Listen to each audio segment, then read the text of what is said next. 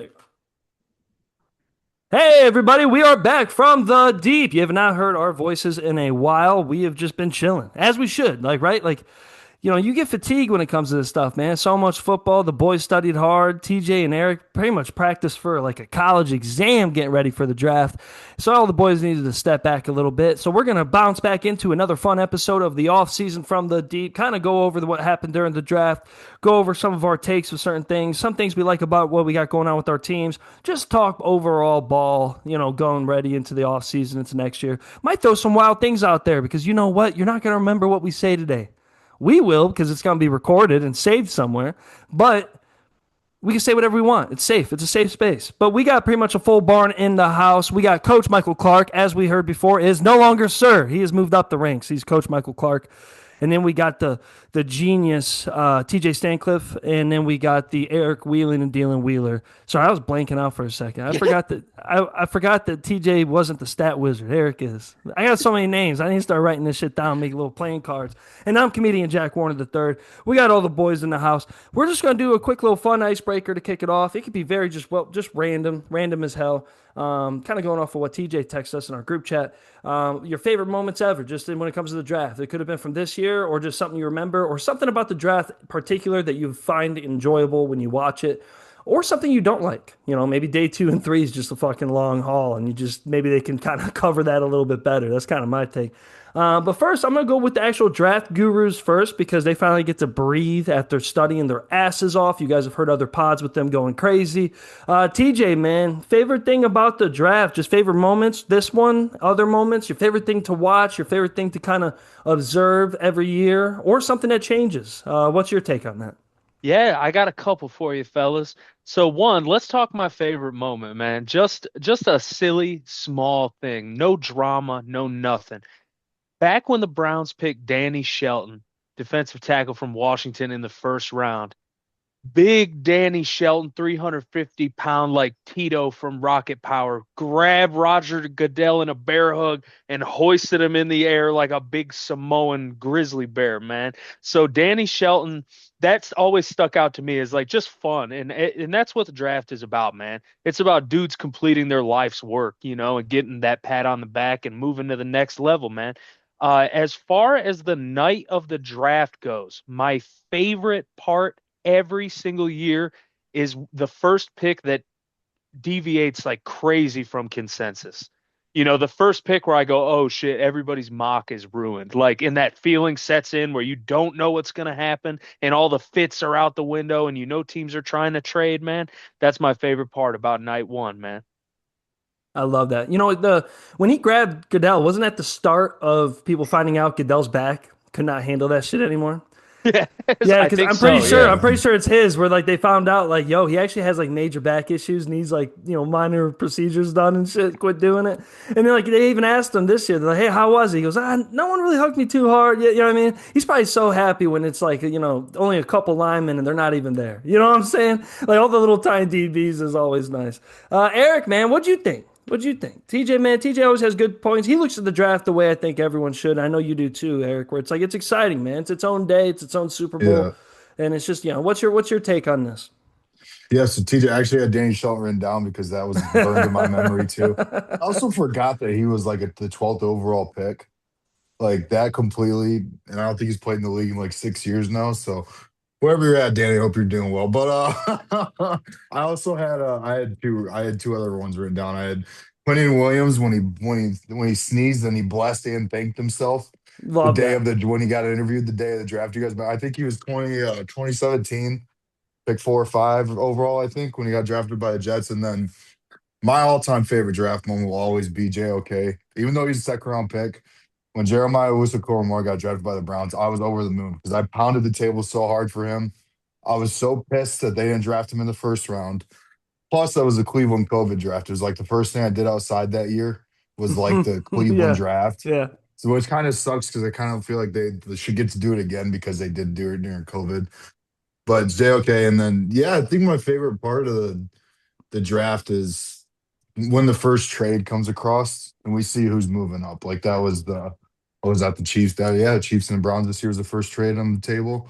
I always think that's fun just to see like, oh shit, like who are they moving up for? Because I didn't think the Chiefs were moving up for Delane.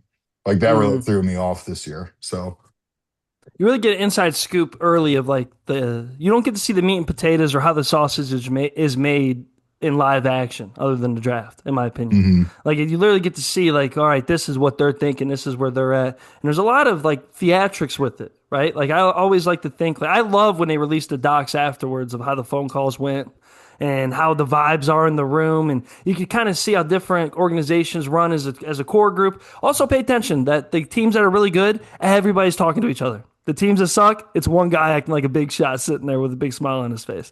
Just saying. I can't stand it. Honestly, with some guys like Barry looks so dope because he knew last year's draft worked out. And this year the Browns did pretty well in considering to a lot of other teams. So like, I also hate that. I'm like, look at that little smug little victory, and you're still gonna go fucking 500. Something about that pisses me off when you see them like, we got our guy. All right, well, win some fucking games, bitch. I don't give a fuck about your guy. Like, it just pisses me off. Clark, what about you, man? Some of your favorite draft moments ever? Maybe something you look forward to every time, or something from this draft? Trying to think back of some favorite memories. Obviously, I was very elated when the Browns took Brady Quinn. That's Oh, probably my yep, number same. one. I was That's that age where football is everything, and really enjoyed that moment. And I think I really like what TJ said about that first pick that kind of makes everything go sideways, right? Because like we all follow enough where like we have a kind of an idea what's gonna happen, how it's gonna shake down. But I love like even like the Cardinals taking Jeremiah Love this year is a great example, right? Like I didn't really think they would have picked him at number three, and then after that, I'm like, well, now all these avenues for other teams opened up, and I think that's the most interesting part to me. What I look forward to.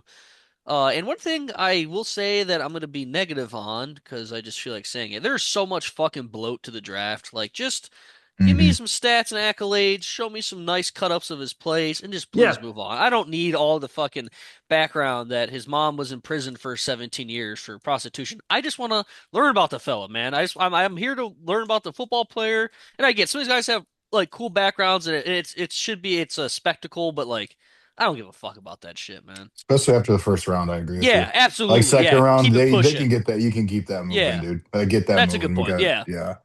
Well, and like Yeah.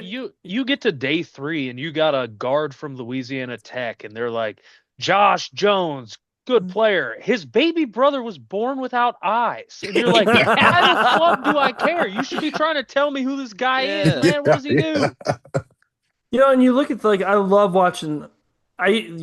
Like all you guys, big NFL films guy. Probably seen everything out there. One of my favorite things is watching old drafts, like especially when I was a kid, because I just liked how nonchalant it was. I loved how many rounds there was just for no Yeah. fucking reason, and dude. 47 And But rounds. they then used like to when do it all in one day too. yeah, dude, and like by the time they're in like Yeah. the later rounds, it was like boom, like there'll be a line of dudes ready to come up. We picked this guy. We picked this guy. We picked this guy. And but I of course, like I'm a big. You know what? I'm gonna say some people usually don't say. I love like I want Mel Kiper to be more involved. They try to kick him out a little bit in this. The reason why I like it is because I love the just the idiocracy of the situation. I love when he Mhm. loses it when he's wrong. Like I like when he like last year and the year before when he's like NFL front offices don't know what they're doing. It's like dude, like it's like watching a nerd flip out about a AAA video game. You know what I'm saying? Yeah. Like they know what the hell's going on. It's just I like that shit. I like watching the experts have to answer in live time so that they were completely wrong. I think they need to keep doing that more. I know some people hate it, but to me, in fact, I'd rather have like they do with the NFL games sometimes, but especially college now, do different casts. Like I want to see like different live, make it sponsored by ESPN. I don't want like Barstool did a cool job. I like those guys. I did. Like I like them in the later rounds. I like watching, online streams in the later rounds because I like Mhm. hearing expert dudes talk without everything else going on. It's just kind of seamless and kind of boring to some people, but I like it in the background.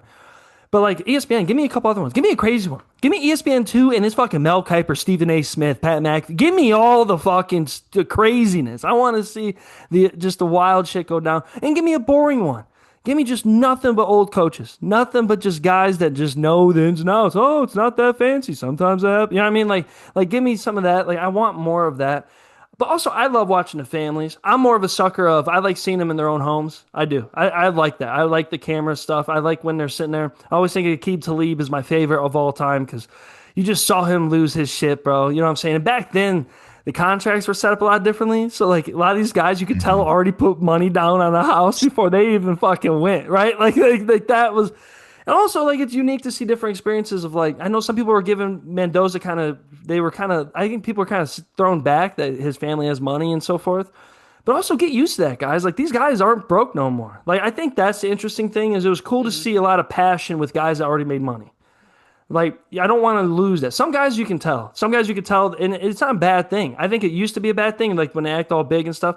But I don't think it's a bad thing if you already know you're a professional. I don't think it's that bad of a thing when you're like, well, I'm still gonna make millions again. It's cool. Like, you know what I mean? Like, I already had my crying moment with mom when the NIL deal went down. You know what I'm saying? Like Hmm. that type Yeah. of stuff. But man, like, especially this one, and you guys can start spitting in random ones, especially if we're talking about this year's draft, just random moments. I was tough on Bane. I'm a Notre Dame fan. Also, I'm not dumb. I know the guy's a fucking stud, right? Like, who am I? Like, you know what I'm saying? Hell, if I was more cognitive when Ed Reed and them were around, I probably would have hated that motherfucker too. You know what I'm saying? Like, just because I'm a Hmm. Notre Dame guy. But man, when he walked by and said, fuck that mirror, fuck that camera shot, I'm grabbing that hat and I'm going straight to the fucking stage. That shit. And you know what I want to see with that? I wish they would had like cameras like The Office, like where they just zoom in on dudes' Yeah. faces. I'd love to see like the random wide receiver, nonchalant motherfucker just sitting there shooting the shit with his chain on, and Ruben Bain just walks right next to him, just standing there, straight faced with his fucking Buccaneers hat on. All like I want to see that interactions. You know what I'm saying? Like, damn, we got to play against this guy. I just got drafted to Carolina, dude. You know what I'm saying? Like that type of vibe. Like, man, like I think that shit's awesome. And also I like trying to imagine the documentaries ahead of time. Like you think about Aaron Rodgers when he fell down the board. That's a huge deal. You see all the legendary shots of him sitting there with the old, remember they used to put crew in your hair and make it feel like straw, like that type of Yeah. early 2000s look. Or even like Brady Quinn when he fell type shit. Like I like seeing those like type of situations. Like what if we're like looking at the Ty Simpson thing, which we can get to that. Like what if the Ty Simpson thing we look back on that and we're like, duh. Yeah, absolutely. Like we don't even like we just know he was good. Like that's I just think of those things. Or like the Brett Favres of the world that no one counted on. Brock Purdy, no one counted on. Like what if that kid from Arkansas really balls out for you guys? I didn't think Brock Purdy would even fucking see the field. Like I didn't even I thought it was kind of point I was an asshole when we did the that year's draft because when he was, Mr. Irrelevant, I was like, fuck this kid. Iowa State, fuck this kid. His stats are Yeah. nice, fuck this kid. I don't care. I'm a Jimmy Garoppolo guy. I can't imagine myself saying that now. You know what I'm Yeah. You know what I'm saying? Like, so that's, I don't know. I just think that's interesting. Let's go to our teams first, since you guys are Browns guys and you guys will have a lot of takes on this. You could throw other little spices of different things.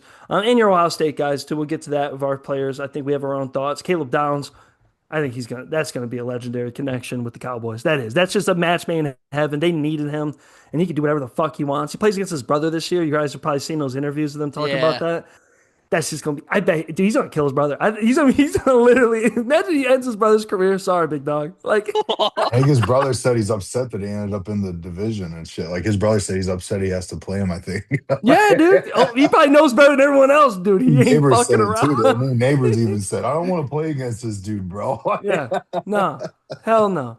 But for the Browns and stuff and anything like that, TJ, if you want to go first, just your perspective of the draft. A lot of people, media people, even myself from the outside looking in, is not a diehard Browns guy. Really great first round, great second round, really just great situation. It could have went way off the rails, and to me, it didn't. You can make all the jokes about signing all the quarterbacks you want, but at the end of the day, half those guys are going to get paid pebbles. So other than Watson, so does it really fucking matter? You know what I mean? Get everyone in the fucking room. It's Watson's fault, anyways. But what do you think, TJ? Man, I think you guys really pulled off a fucking hell of a draft. Yeah, I was super happy about it. And, for as hard as I am and will be and have been on the Browns like front office, I also care more about winning than I do about being right. So like when I feel like Andrew Barry made the right moves, he deserves credit. I mean, no matter which way you spin it, if you take the consensus big board amongst all the draft personalities, Field Yates and Mel Kiper and stuff, we left with four top 30, top 35 players on everybody's big board. McNeil Warren, Denzel Boston, Concepcion, Spencer Fano. That is quite the haul, for a team that only made one trade. We didn't have to move up. We didn't give up any capital really, and we stacked a bunch of like, day two and day three picks. And those are hit or miss, but even those I was pretty happy with. The Barber pick, I don't love. I feel like he gets tossed quite a bit. I feel like he's probably just a depth piece. But as far as like Justin Jefferson, the linebacker from Alabama, freak athlete, if his archetype of player is similar to Carson Schwessinger in that he's super athletically capable, just needs some work with pursuit, and getting downhill to the ball, he could be a player that contributes. Joe Royer, tight end too, a good budget tight end that can do a little bit of everything. The Taylor Green pick, you know, I I didn't like it when it happened. I don't like it now. I just think at a certain point, It's just a you, running joke. You know what I you mean? don't want to add, yeah, you don't want to add another because everybody that's in the Browns front office understands how people are going to take it. Just take some fucking guard from Memphis or some shit, and then we can avoid this because Taylor Green's not going to play, unless you put him at fucking X, and then maybe it'll take him 3 years like Terrell Pryor to play. But, like just take literally anybody else. I mean, we're at the point, you look at that Browns team last year, if it's not an edge rusher, fucking take anybody, So I don't love the Taylor Green pick, but I feel like we addressed every one of our needs in the first couple rounds. And I feel like the early draft was good enough that I'll fucking throw Taylor Green in a pile and never think about him again if he's on our practice squad Well, come this actually, you season. bring up a great point that I was going to ask you about is, and you specifically with that point, um, that pick only gets made if everything else fell into place the way it did, in my opinion. Absolutely. Like they knew they were playing with house money at that time. It was probably like they probably had like different situations like marked on the board, and they got situation A, the one they wanted, and they knew that they could play around. And that's the only reason. It's almost a Well, good thing, right? Like you, in like typical Browns factor, right? When everything's moving well, they're gonna try to throw their little spice into it. But Well, you pay the fuck it tax. yep. You do enough proper things in a row and make enough good decisions. You can afford to say fuck it every once in a while. Like our track record doesn't necessarily point to that being a very good idea or something that like we deserve. We've got this long history of good drafts, but hey, this year I think they're stoked, and I'm stoked as a Browns fan. I love the draft, so they just hey, they paid the fuck it tax, and we got Taylor Green, baby. Hope he balls out. You know what? We'll get to the Niners after we get to the next boys, but I'm a little tired of the Niners just really being in huge debt of the fucking tax. I think we have not learned our lesson with bad decisions because we get bailed out every time, so we're just making more bad decisions. And we're like, fuck it. They all worked out. Like, how can you blame them? They're like, everything else worked out. We even traded for Trey Lance. It all worked out. Like, we even got our quarterback of the future out of that. You know what I mean? Like that's I'll get to that in a second because that's what I'm thinking. That's all I thought the whole time. I'm like, wow, look at us being ungrateful because we had a great year last year when no one expected us to. That's dope. That's dope. I can't wait for George Kittle's very tender fucking chicken breast type of fucking thigh doesn't fall apart again.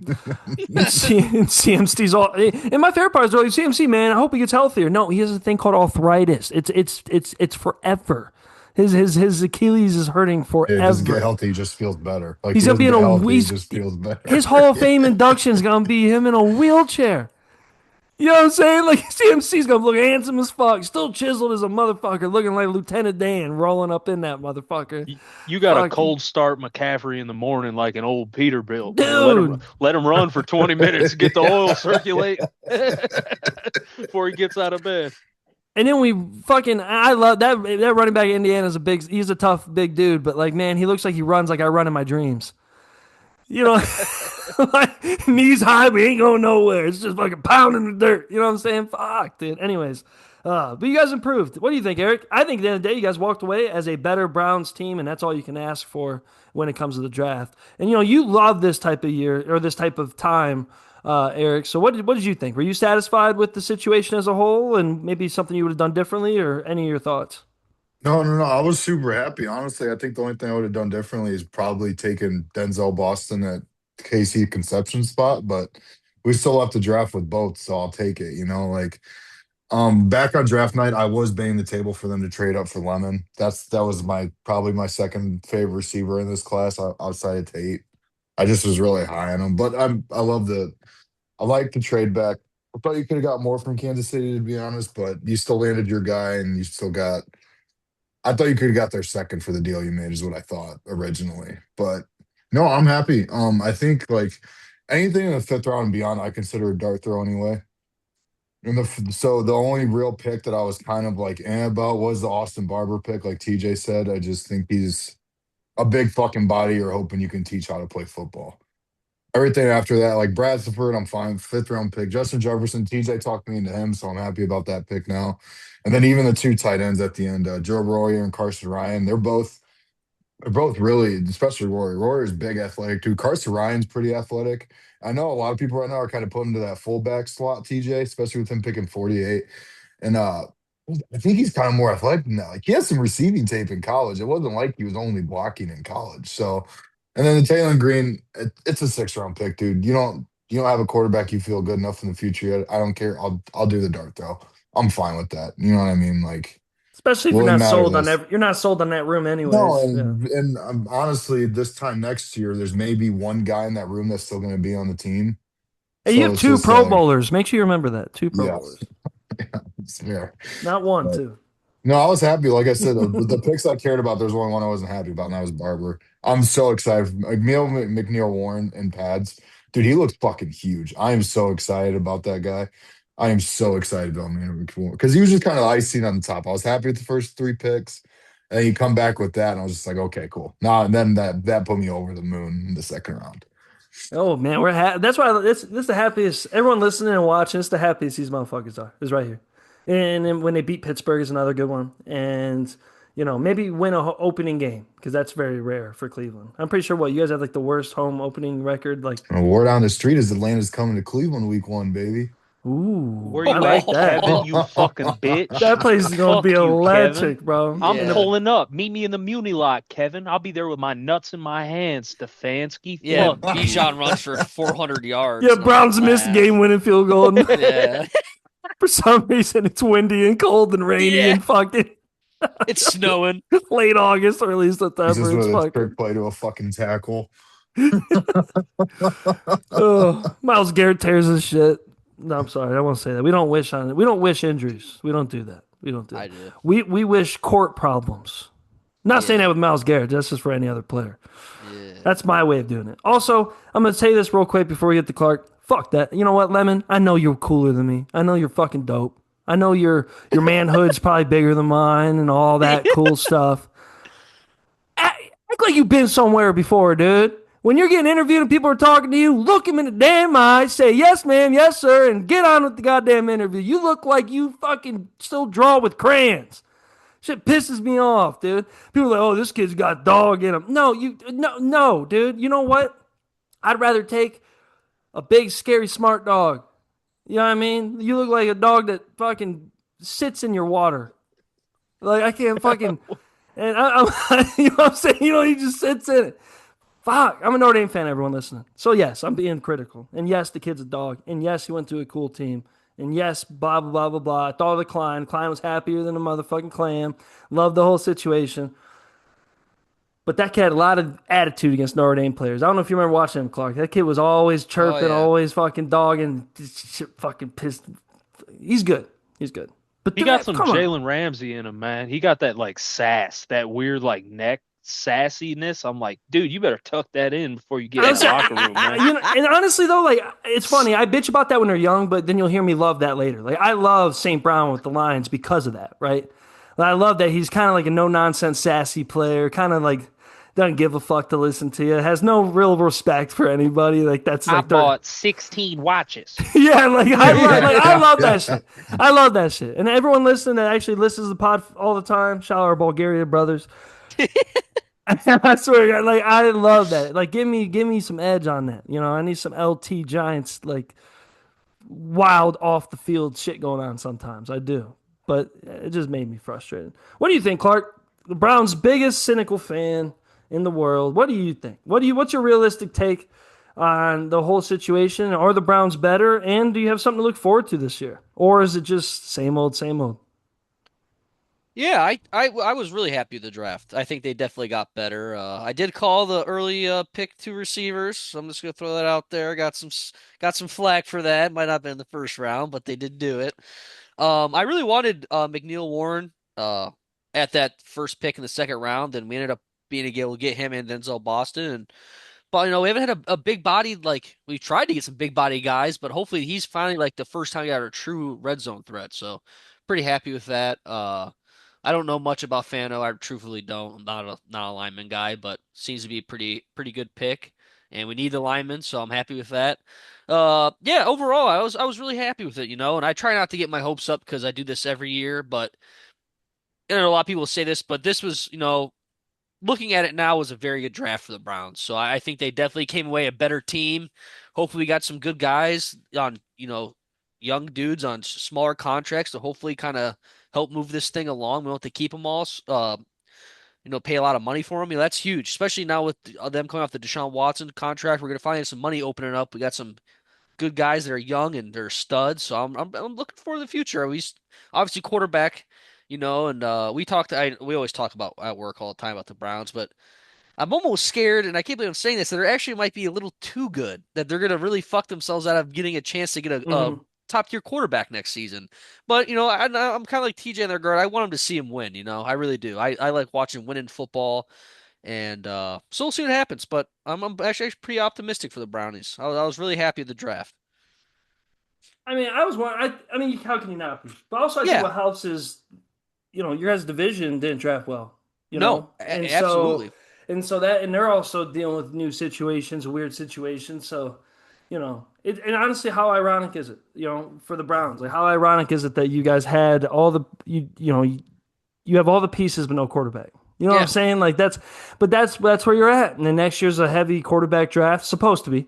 I saw, they posted a graphic about how cool this upcoming draft's gonna be, but I'm like, dude, just pull up the graphic from last year. We thought it was gonna be yeah, cool. You know what I yeah, mean? Like, yeah. It's we, still so far off, man. you know what I'm saying? Like, we really did. Like, we didn't. I don't even think people really had Ty Simpson on their radar at all. You know what I'm saying? And but well, we'll get to college stuff later because I think some other guys are going to be studs if they can stay healthy, especially that Oklahoma kid. I think he's going to be a dark horse for the Heisman as well.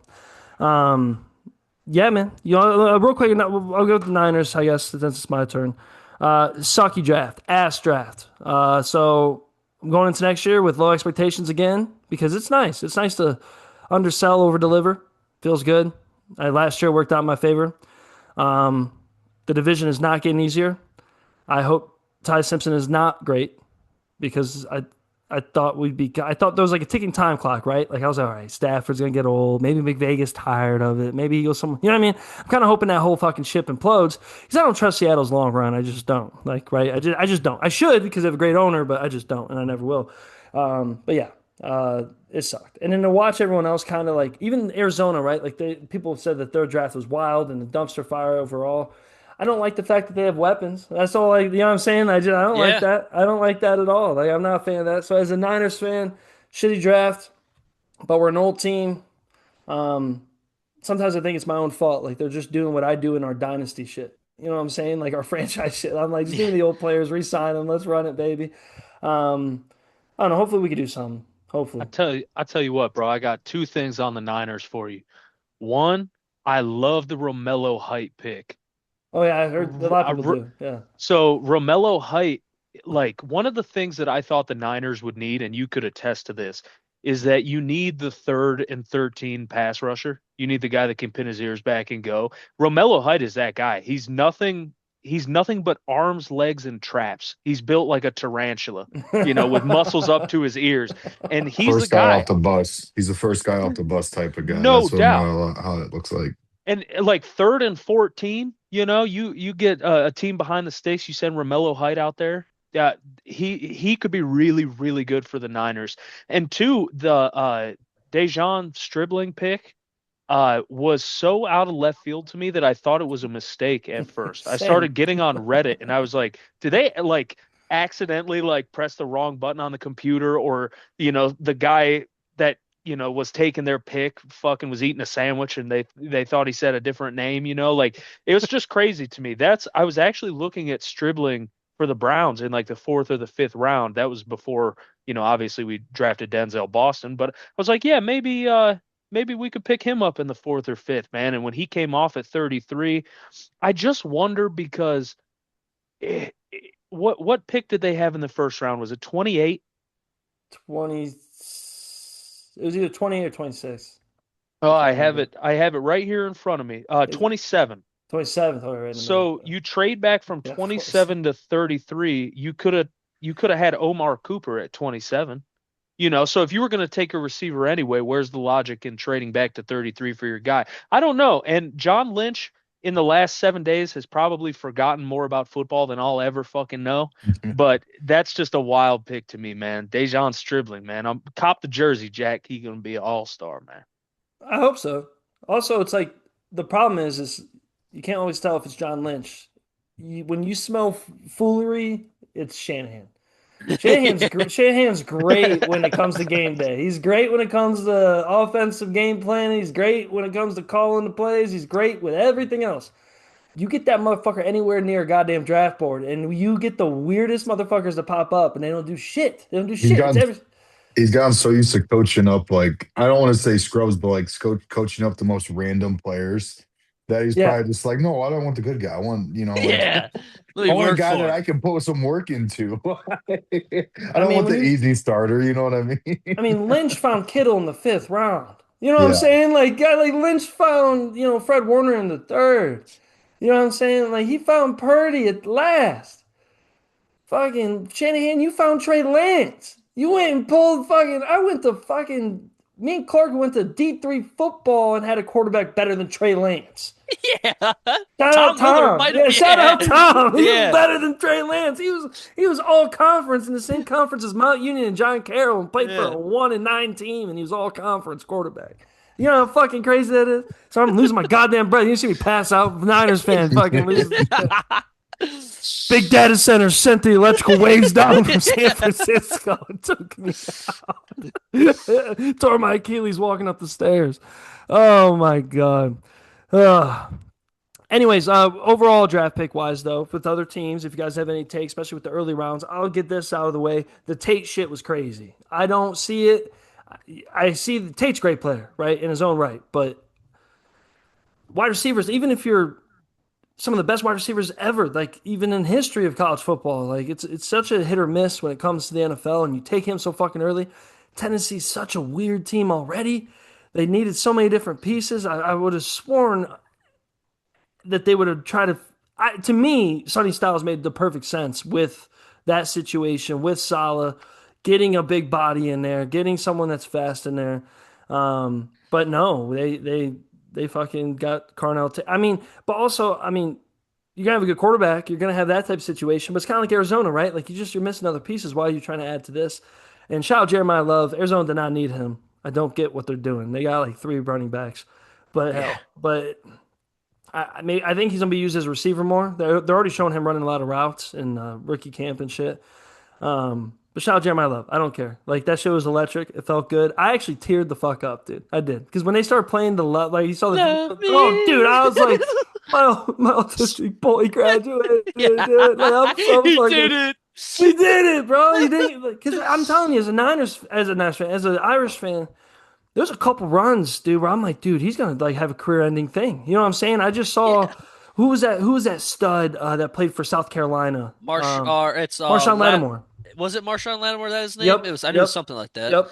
You know what I mean? I just saw something like that. I'm like, come on, be Yeah. healthy. And, I know it's cool for the kid. And shout out Price, dude. I called it, boys. I'm That telling you, was fucking had me dying, man. fucking. But we have, as a Niners fan, there's three starting Notre Dame running backs in our division right now. Oh, I didn't think about that. Yeah. Yeah, Williams too with the Yeah. Rams. You know what I'm saying? So I'm like, God, damn, okay, all right, yeah. But that would also been nice too. Like getting a backup running back for CMC wasn't the worst deal in the world. It's not. But at the same time, let's get quality over quantity going on. If CMC already handles 80, 90% of the reps, whoever replaces him for a couple of those reps needs to be fucking a dog. You know what I'm saying? Like kind of like Gibbs in Montgomery or now Yeah. Gibbs and Pacheco. Like that. Like you needed someone that's gonna be a dog to go with that. Nope. CMC, you're still gonna be our fourth and one running back. Good luck, bud. And you're gonna be our third and 18 running back. Good luck, bud. You know what I'm saying? Oh man. TJ, I'll start with you real quick. Is there any just draft picks overall you didn't like or shockers? Just specific ones in general early on. Um, just especially when it was prime time, it's heat in the moment, it's the first round. Was there anything that you're like, what in the fuck is this? Yeah, I mean nothing too nothing sticks out to me as like a Cleveland Farrell at 4 level, Yeah. like crazy reach. Like I felt like the draft, with the exception of the order, all the guys that I thought were going to go kind of went. Um, I, I don't know, man. I don't know. I understand the Ty Simpson pick. I just I would not have done that. That to me Yeah, sticks out as the one that I don't rock with. Because I can see a reasonable path for the Jets taking David Bailey and getting better. I could see a path for the Titans taking Carnell Tate and Cam Ward's got his bailout guy and they get better. The Yep. Commanders take Sonny Styles. Instantly they get better. Rams, you're in the hottest division in the NFL, man. Highly contested with the reigning Super Bowl champs, man. And the Rams went to the death in the playoffs, man. They did that shit. And you got a chance. You could take a player to change the team and make yourselves more dynamic. You get a young guy, maybe Makai Lemon, maybe a Kenyon Sadiq type cat, like they just didn't. And I understand, Stafford might not be healthy all year, and that's a big question. So now what is the world gonna say if Stafford, God forbid, because I love big Matt Stafford, God forbid he hurts himself week 3. Now you got to play Stetson Bennett ahead of your first round pick because Bennett's been there for 3 years, or 2 years instead. So the whole situation is just weird. I would have much rather taken a flyer on literally anybody in the first round to help improve the team right away and try to contend with Seattle. So that's definitely your pick for the team that missed the opportunity to improve. And I honestly, I think a lot of us, to me, Rams kind of seems like a consensus. Like they were the ones that missed the opportunity to improve, just directly based on the roster currently. That high, yeah. I mean, I think so. I just that's prime premium capital to help your team get hmm better, They don't especially draft that high either, ever. you are blessed to be a playoff team with that strong and dynamic of a roster and be picking at 13. You are, but that will never happen again. A team as good, barring a trade, a team as good as the Rams and as complete as the Rams will never pick that fucking high. It's a once in a lifetime chance. And to me, they blew it. And that was their argument, though. You know what I mean? I thought that was wild. Like that was their argument. Like Ty Simpson, we don't get to pick quarterbacks. We don't pick quarterback now. We're not going to be here to pick from the litter that comes next year. We're not going to get caught with our dick in the hand. Also, is Stetson Bennett got to be at least 30 now, right? He was already 30. I don't even think he's going to be a factor once the season No, rolls he around. was He'll be on the already team, he was but almost 30 when I he don't think he'll be graduated. back up. But after they spent that on Ty Simpson, they'll. I mean, he's got to be at least 29. Yeah, Maybe And he's he was He's up in 28, there. like the but year before he was in rehab all season. He was drinking, man.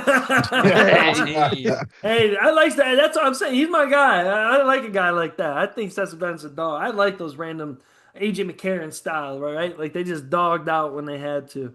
Um, Eric, is there any picks you didn't like, or any team that you thought really just missed a chance to improve, or you just didn't know what they were thinking? yeah. So I definitely had Ty Simpson written down, and I don't dislike Ty Simpson as the actual quarterback. I want to be clear. Like I like Yeah, him more same. than the.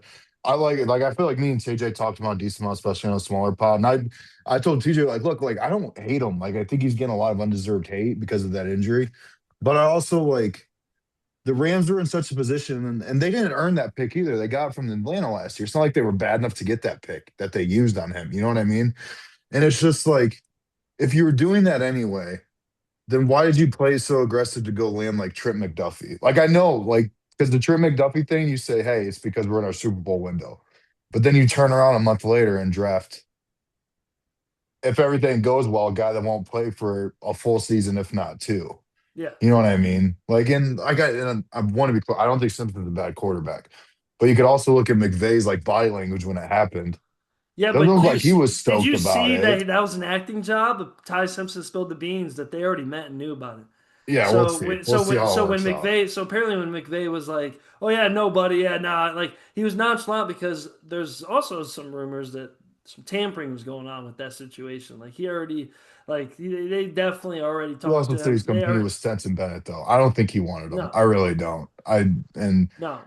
maybe this is going to a weird ending with the Rams, and maybe McVay's doing a TV. Like, there's shit out there. He's doing a TV deal, and Stafford retires anyway. A lot of people think that because they think he'd just be the highest paid TV guy ever, Yeah. which makes sense. But I thought that one was weird. Overall, maybe it's a hater of me. Dude, I don't believe in anything the Bengals are doing. I don't give a single fuck. I think they overpaid a bunch of dudes. The Dexter Lawrence trade is cool, but he's also 29 and injury prone. Yeah, and has And Dexter Lawrence is a yeah. stud. I know that. I'm not taking that away. But I also want to know if they would have known that Caleb Downs was going to be there to pick 10 or Ruben Bain, if they would have opted to go younger and like stick and pick, you know what I mean? If they knew that those guys would be available at pick 10. So I think as far as like losing the offseason, and maybe I'm just a hater, they didn't do anything to their offensive line, I don't think. I think they signed a safety and they signed Jonathan Allen. The safety they signed was Kyle Duggar, I think. Shout out D3, Kyle Duggar actually. He played D3 football, I'm pretty sure. He's on the Patriots for a while. But maybe I'm just being a hater. I just don't see it. Like I Well, I don't think you're being a hater because I think it's just the fallout still from last offseason. Like everyone was praising him for paying those guys. I'm like, oh dude, what the fuck are you and doing? then You can't their do that. Like they're their just not first gonna do it. their first pick they made in this draft was I think the only guy in NFL history to have shorter arms as the edge than Ruben Bain was the guy they drafted in the second round. And like as stellar as Pittsburgh is, or as stellar as Baltimore, or Jesus, Cincinnati is in developing these guys. We haven't potted in a while. I missed you guys. No, I'm you're too fine.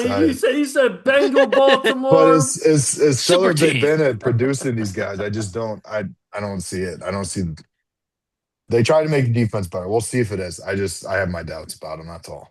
And maybe I'll eat my I also words, think the but Steelers are another one right there. I think the Yeah. Steelers fucking Yeah, fucked it they up. were What do you think, like Clark? I think they fucked it up. They got robbed yeah. in their. I love the memes. How do we get robbed in our own why city? is Pittsburgh calling me? He literally said, why is Pittsburgh calling? Or why is Philly calling? That's what he said. Yeah, dude, Why are the like Eagles calling me? total fumble in their own city, dude. Like just fucked it up. They're not better at all. They're not. And then I don't know if you guys saw fucking yeah, we did see the fucking footwork from fucking Drew Aller fucking awful. Like you see Yeah, him did fucking you see run. that? So they're trying to pretty much do the Men in Black thing to his mind. They said they were literally trying to rebuild him. Like, hey, everything you know about playing quarterback, throw Forget that it. away. We don't know what James Franklin was doing with you for 3 years, but you ain't doing any of that shit here. It's like So they're literally the Men in Black thing, bro.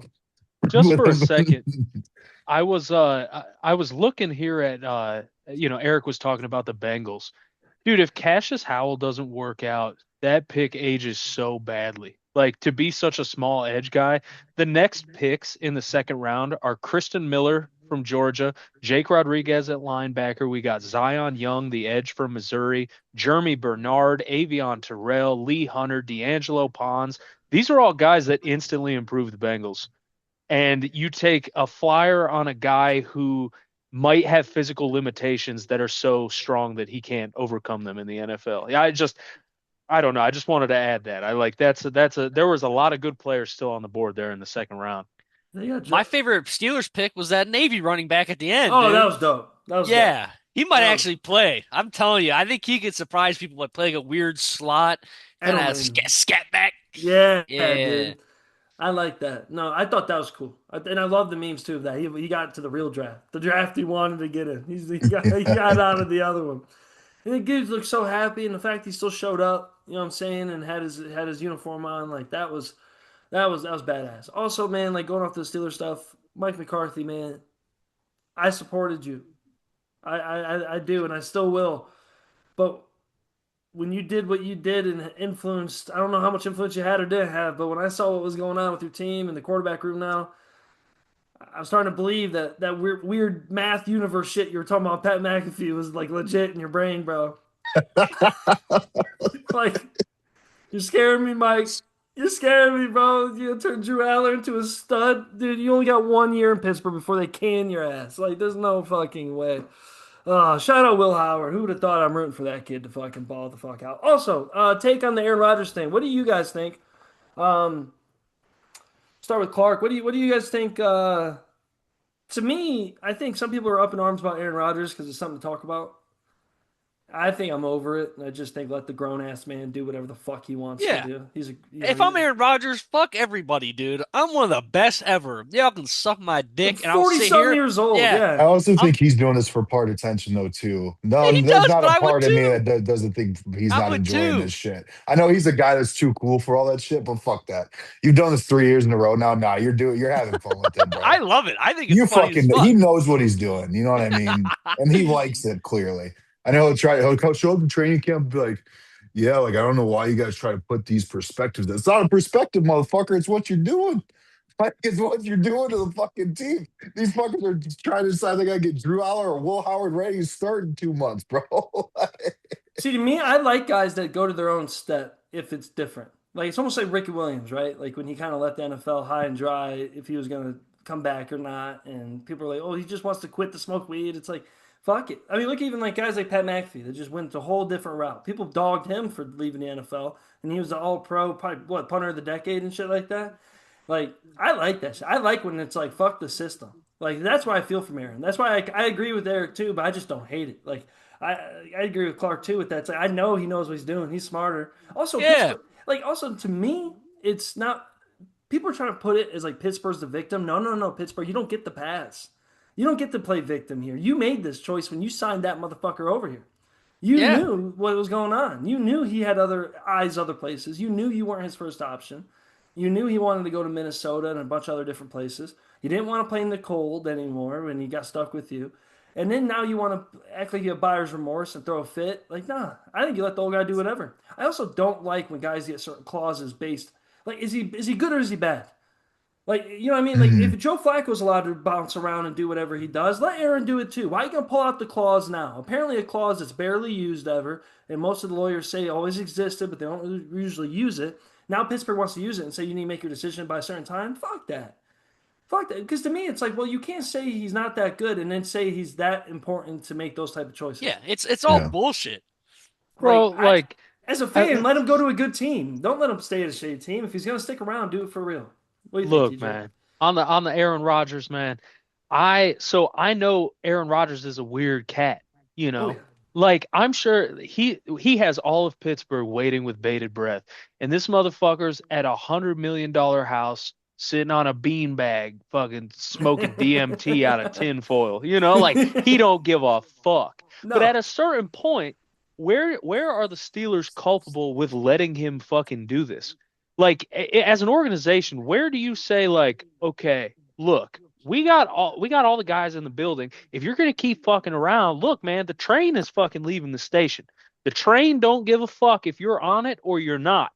Let's figure this shit out and get you in the building with a fucking clipboard, looking at install paperwork, like I almost don't blame him because if they're No. gonna give you a long leash, fuck it, take the lead, man, and do what you do. And I think the way Pittsburgh's handling it is kind of playing into him, extending this for as long as Playing into his possible. antics. Yeah, Yeah, playing and into then his antics. inevitably just joining the team in fucking June anyway. And Mhm. then, okay, well, now we got a short fucking camp, but it is Aaron Rodgers, so I kind of get it. He doesn't need exactly the same amount of shit that Will Howard's gonna need.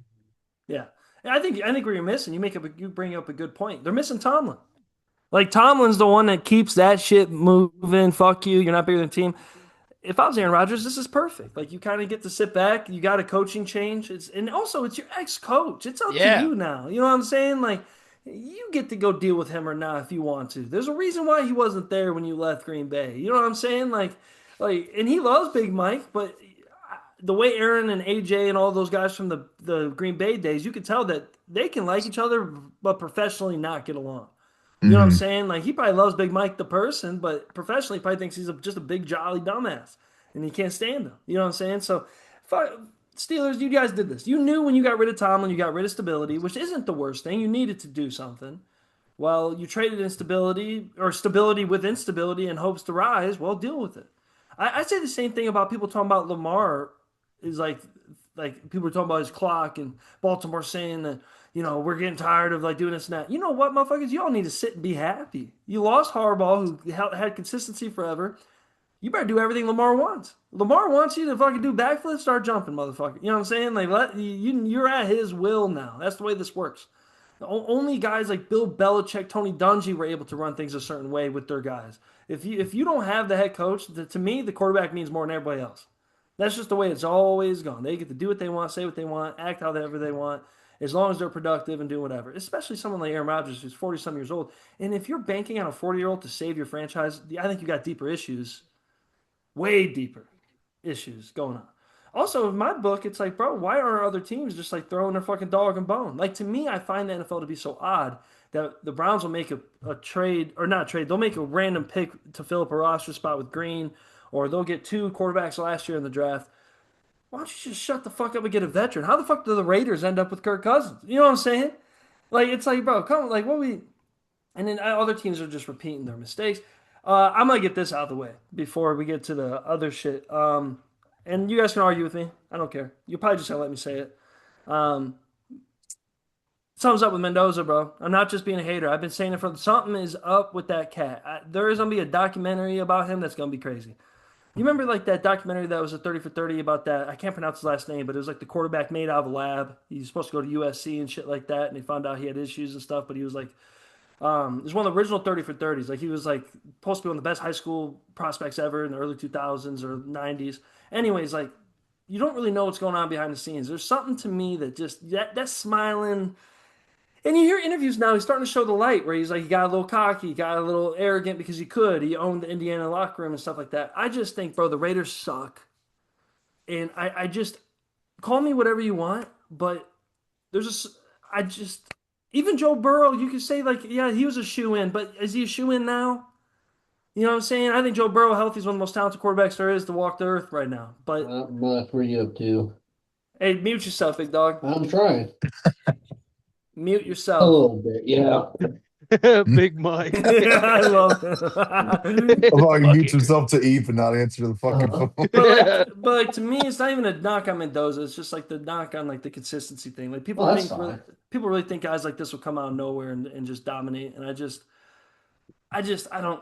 I'm just gonna say it, bro. Mhm. Watch the shit. Tim Couch Part Two. Also, did you guys see Tim Couch got Oh, mad yeah. that someone took his number and didn't ask? Yeah, mute yourself, Clark. He's not listening, man. Yeah. Hey, we're a ground up operation. He heard us, folks. He heard us now. There we go.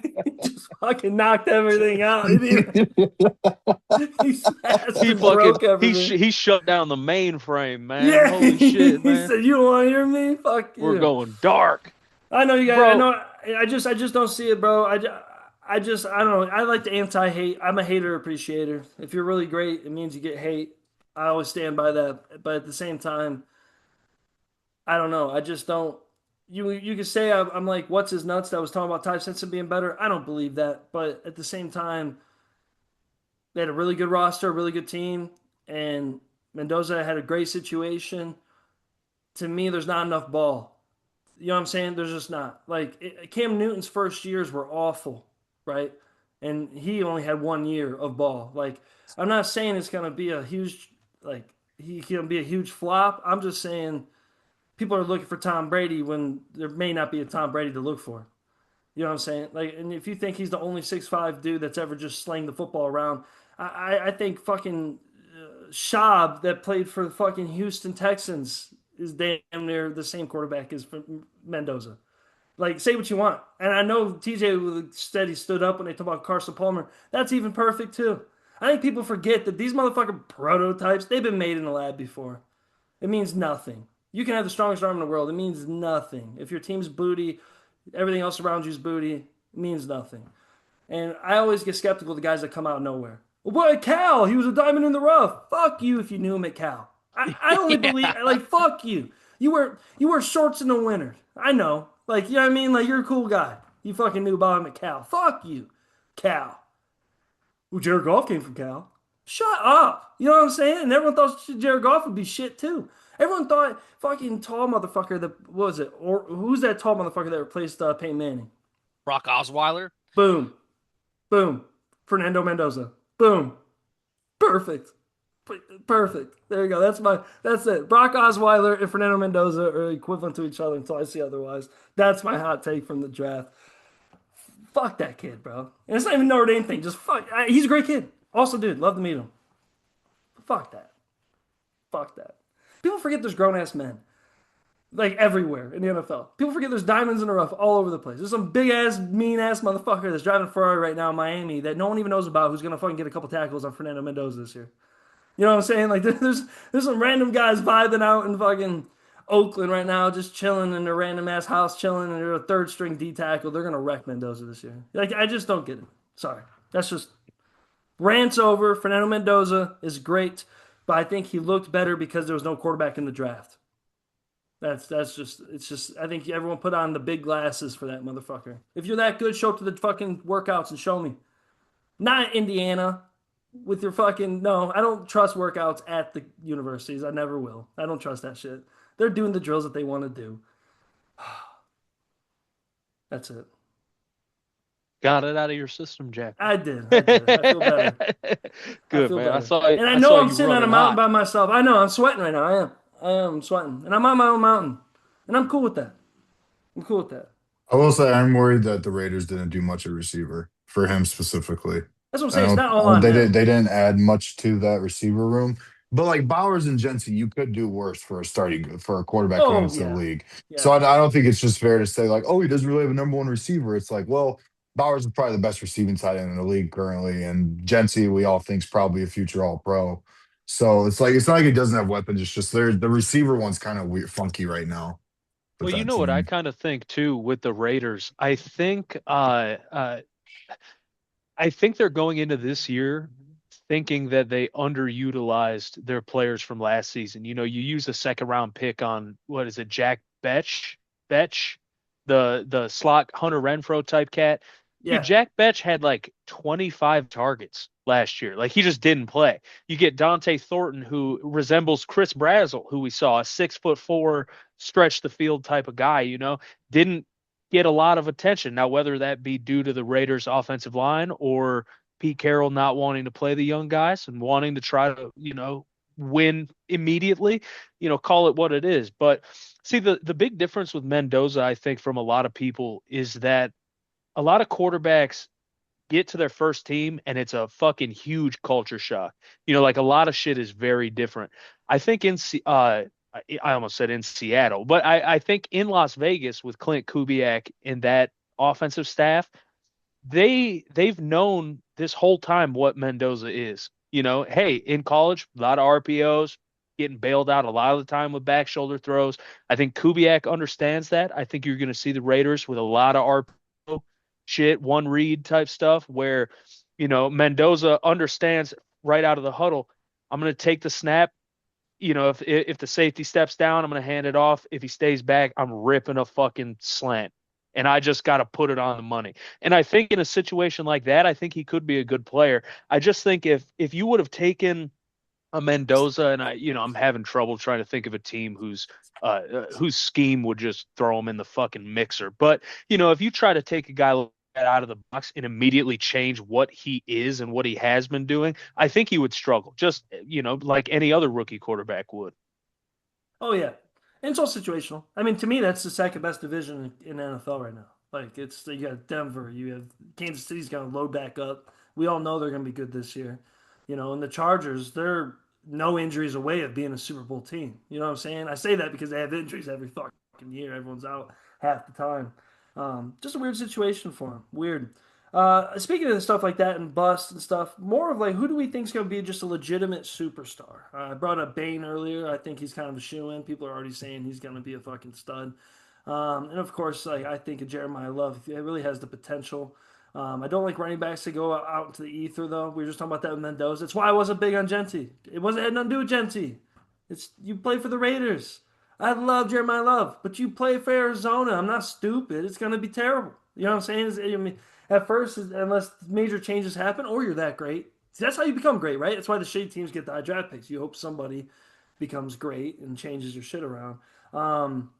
Clark, haven't heard you in a while because you just smashed down a fucking big old fucking sub, dude. I'd like to Burrito. apologize for my bad behavior and I was discussing a fishing trip in a few weeks with my father. It's why you heard me talking on the phone.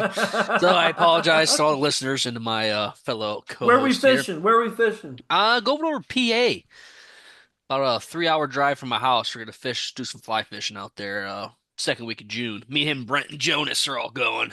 Oh, you're gonna drive 3 hours to fish? I can see Brent doing it. I can see Jonas doing it. I can Going see for his the dad doing it. experience. Actually, I'm not fly fishing. I can fish with a regular reel there. That's why I'm going. So I'll be there hanging out, crushing some beers. Might take a little edible or two. Get a little high out on the river, Brent. Fuck around, maybe push him in the water. He's not looking. They're Knock him like down a peg. Jason Voorhees in the Yeah, lake. You know what I'm saying? That scene always terrified me. Learn how to swim, son. Fucking throw your ass in there. I was gonna ask. I oh, was like, Clark's not a big fisherman. For those listening and watching, Clark likes to hunt. He doesn't have the patience for fishing. I But don't. I just never really got into it. It's never been my thing. But back to the topic. Who do I think is going to be a a stud. star? A stud? Uh, Man, I think there's actually a lot of guys in this year's draft. Funny enough, that's kind of been the funny thing about this draft. Like looking at where certain guys went, like I don't know, man. We talked about it earlier, but Caleb Downsby on the Cowboys seems like one of those things. It's like when Dion was there, dude. Like just fucking swag is playing good. It's already a team that's talked about a lot. He fell in the draft not due to talent, but because of positional value. I really think he's going to be fucking amazing there.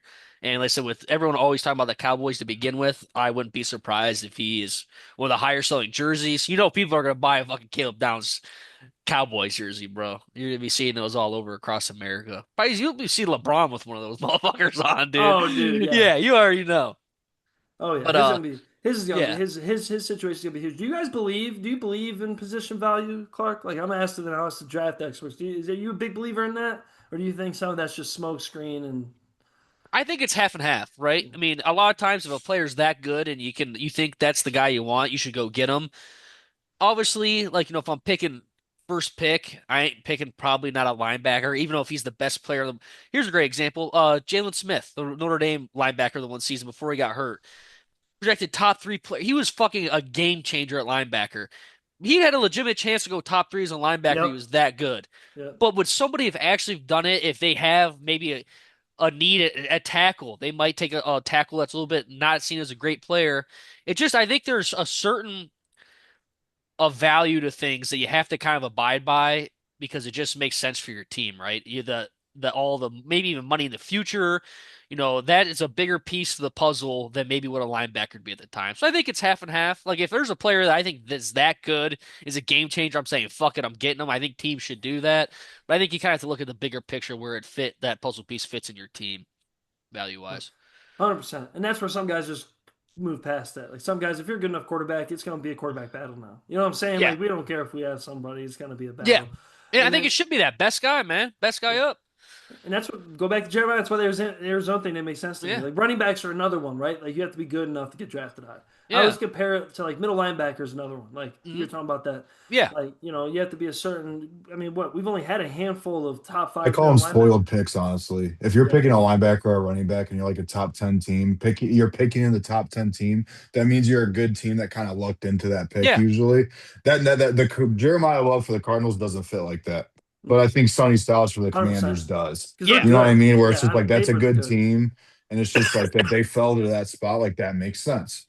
But for most 90% of the time, I feel like it doesn't make sense if you're like the Cardinals. Like, are you guys? I don't know. It's just running, especially running backs, dude. Especially running backs. I mean, he was. When was Saquon was the last time one was taken that high? Yeah, Is that how long it's been? And that yeah, Yeah. was Saquon was yeah, 2018, I think. yeah. Like that's Saquon. just I didn't think they'd actually pull the trigger on it, to be honest. Swear. But back to Sonny Styles to me is the superstar. Yeah. I think he is. I think it's just written in stone. I know people are talking about that with his not with his number 52, bro. I'm just saying, bro. He's gonna be. Yeah. That's a generational. We all remember, like, I remember Ray Lewis being from Miami was like one of my first real like memories as a human being of like him being young and with the Ravens, and like I didn't get to see him with Miami, but you just felt like you knew that he was always great. Everyone always said it. You never even thought about it. Like we came up at the age where Ray Lewis was already like a fucking Mount Rushmore type of player, Yeah. just solidified, and like I just see that with a kid like this, bro.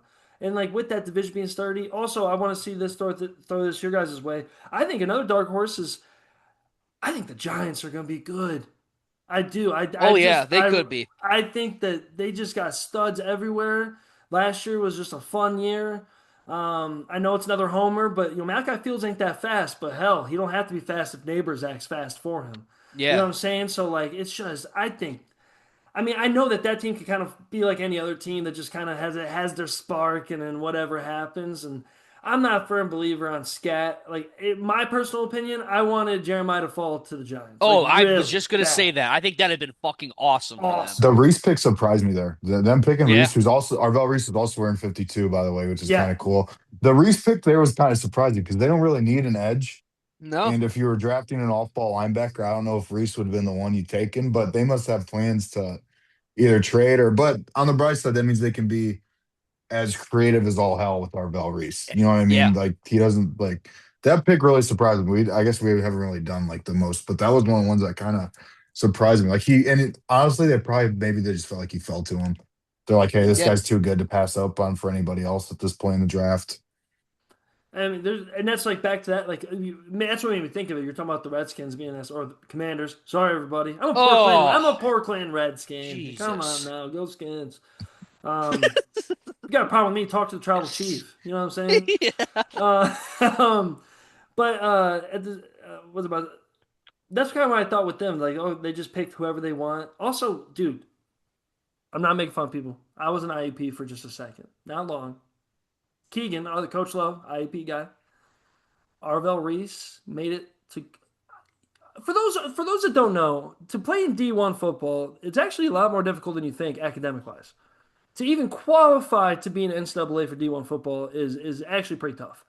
That's why you see a lot of talented guys like probably that John Carroll kid and stuff like that too. Like Yeah. they maybe they struggle with some of that. I went to school with one of the best athletes ever at Perkins. Eric knows. Like I'm not just gonna throw him under the bus, but like he was one of the best people ever. But he went to Ashland instead. You know what I mean? You just kind of go how. I have friends that have been denied from Ohio State academically before, and if them and Arvell Reese were in a spelling bee in the second grade, grown men doing a spelling bee, the second grade spelling bee, by the way. Wow, I didn't know that. Did you guys know that? As Ohio State fans, you knew that kid was just kind of a spunky. I like those Honest- see ball, Didn't get know ball kind of football player. didn't know much about him because honestly, no one expected that season he had Yeah. at Ohio State. Like we knew he's a good player and stuff, but no one expected that, like Yeah, what he did last year. Yeah, I wow. mean, like, shout out real quick, Ginn Academy, man. Shout Yeah. out Glenville and Ted Ginn Sr. Oh, Ted studs. Ginn Sr. fucking saves these kids, man. He Yeah, really Like, does. I was just gonna bring it all, up. I mean, how many fucking lives do you think Ted Ginn Sr. has saved? From fucking kids from East Cleveland with no hope and no love in their life. Like maybe Arvell Reese had I'm not making assumptions, but maybe he yeah, had a tough upbringing. And they said all this shit about he had a point 0.4 GPA his junior yeah. year, and Ted Ginn said, "Son, come here, man. I got connects at Ohio State, man. You want to be a Buckeye? We need you to hit these books, man." So maybe Arvell Reese was a failure. Maybe he was heading in that direction, and then he turned his life around, or maybe, heck, fuck it, maybe books just ain't his thing, man, Oh yeah, and maybe that's that's just why. what it Hey, you're is, good. You're a good line of work, dude. You're fine. That's Like, why, Yeah, like, Yeah. yeah, man. I was giving Lemon shit earlier, but I don't give Reese as much shit because he was trying. He was still trying to talk. He was trying to be in the moment. You can tell he's a good fucking dude. He's real chill. Someone that you can be friends with for sure. I was picking on him for sure. Like, I just didn't know that. I'd never seen the dude talk. And when he started talking, I was like, oh, you love football. Yeah. Like you eat, breathe, and sleep football. That's your thing. Nothing else is your thing. All right, that's cool. Like that kind of vibe. Like with Lemon, I'm like, bro, like he's another one. You know how hard it is getting to USC, dog? And you just sit Yeah. there like, fucking, yeah. Like it's like, Yeah. all right, Yeah. like all right, like oh, cool. You know what I mean? I don't know. That stuff always cracks me up because it goes to the flip side. Like I didn't expect.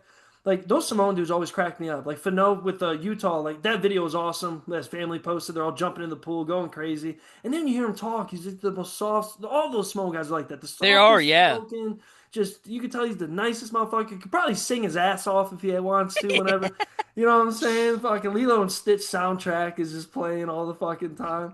Like that dude, like that shit's dope. I like hearing them all talk. I like hearing them all interact. Also, did y'all see some talking about goofy shit?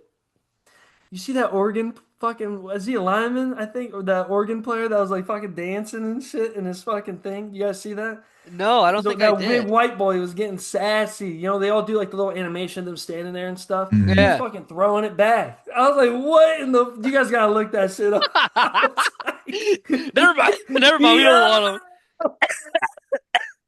Oh man, get that out of here. Oh my God. Gonna be a celebrity couple with Michael Sam. Dwayne Wade's daughter. Yeah. Y'all see, I love that video. You see that video of that fucking bouncing the ball with their ass?